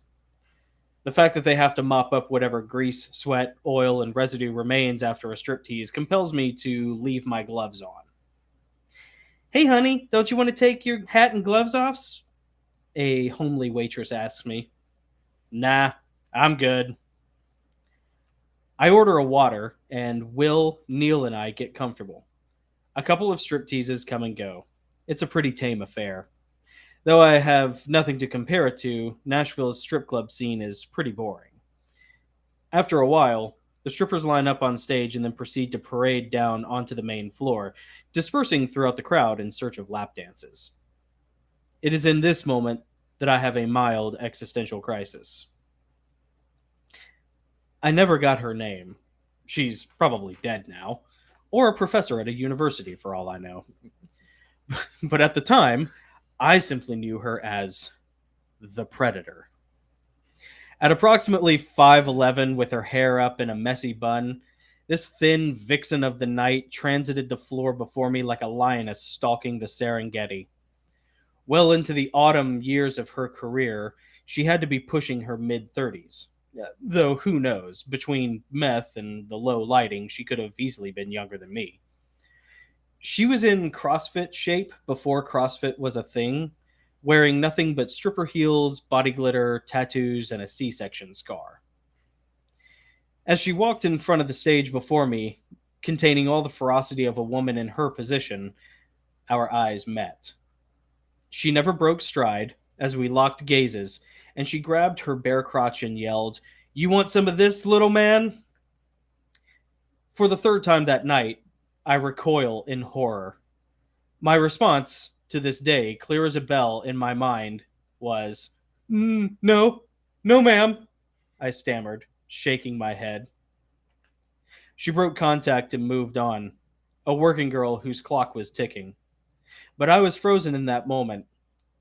For there, at that time in my life, for the first time in my life, I knew what it felt like to be a defenseless rabbit under the hungry, predatorial gaze of a mountain lion. I had met the Jungian shadow of the female archetype, and she was a roving goddess of destruction, a primordial succubus with all the power of a black hole, a roaming lion seeking whom she may devour. I never saw her again. I consider myself lucky. The rest of the night passes into obscurity. I'm told Neil got a lap dance from a girl in a cut-off Supergirl t-shirt for his birthday. Happy birthday, Neil. We leave without incident, poorer in cash, richer in spirit, and laughing that we escaped relatively unscathed. It was perhaps the most frightening night of my life. But every now and then, my thoughts return to the Predator. At 21, I was thoroughly intimidated. However, now, at 38, if given the same set of circumstances, I would not shyly recoil in turtling timidity.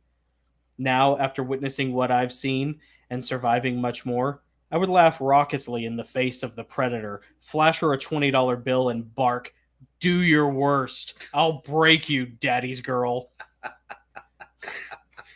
At 38 years old, a man looks at those instances as opportunities, not crises.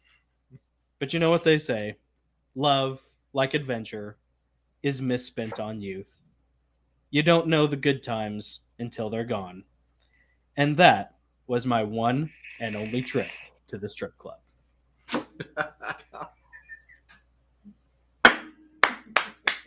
Nice. Love it. Nice. Love it. Yep. Yep, all true. I know. I was gonna say I've heard this story before. There's nothing about that's embellishment. Yeah.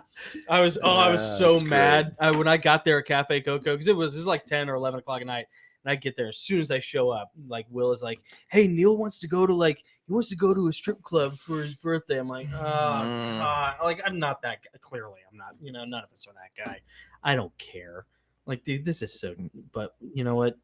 It's your birthday, Neil, and you're my friend, so okay, whatever. Right. Fine, And it, like, there's nothing appealing about that environment at all. Yeah. It is so just gross. Mm-hmm. It's just, in every Deja conceivable. vu is the armpit of the city. Yeah, it really is. Yeah, as far as Nashville goes, yeah, it's it's everything you would imagine in your nightmares. Oh, that's awesome. Yeah. She did though, man. She was not afraid. I was afraid. I was very afraid. You know, in an alternate universe, we're married. Or I'm dead and she's collected the life insurance policy. Don't go to strip clubs, kids. That's what I'm telling you. It's not worth it. No, it's gross. It's not I worth don't it. like it. So, anyways, I like Never that been. came right on the heels of Nick's, beautiful, Christian, apostolic kind of. Actually, I'm kind of glad I went first. Yeah. For me to go after that would be like, oh, you're Yeah. gonna like think I'm being all sanctimonious and all that. Way to ruin a good time, nerd.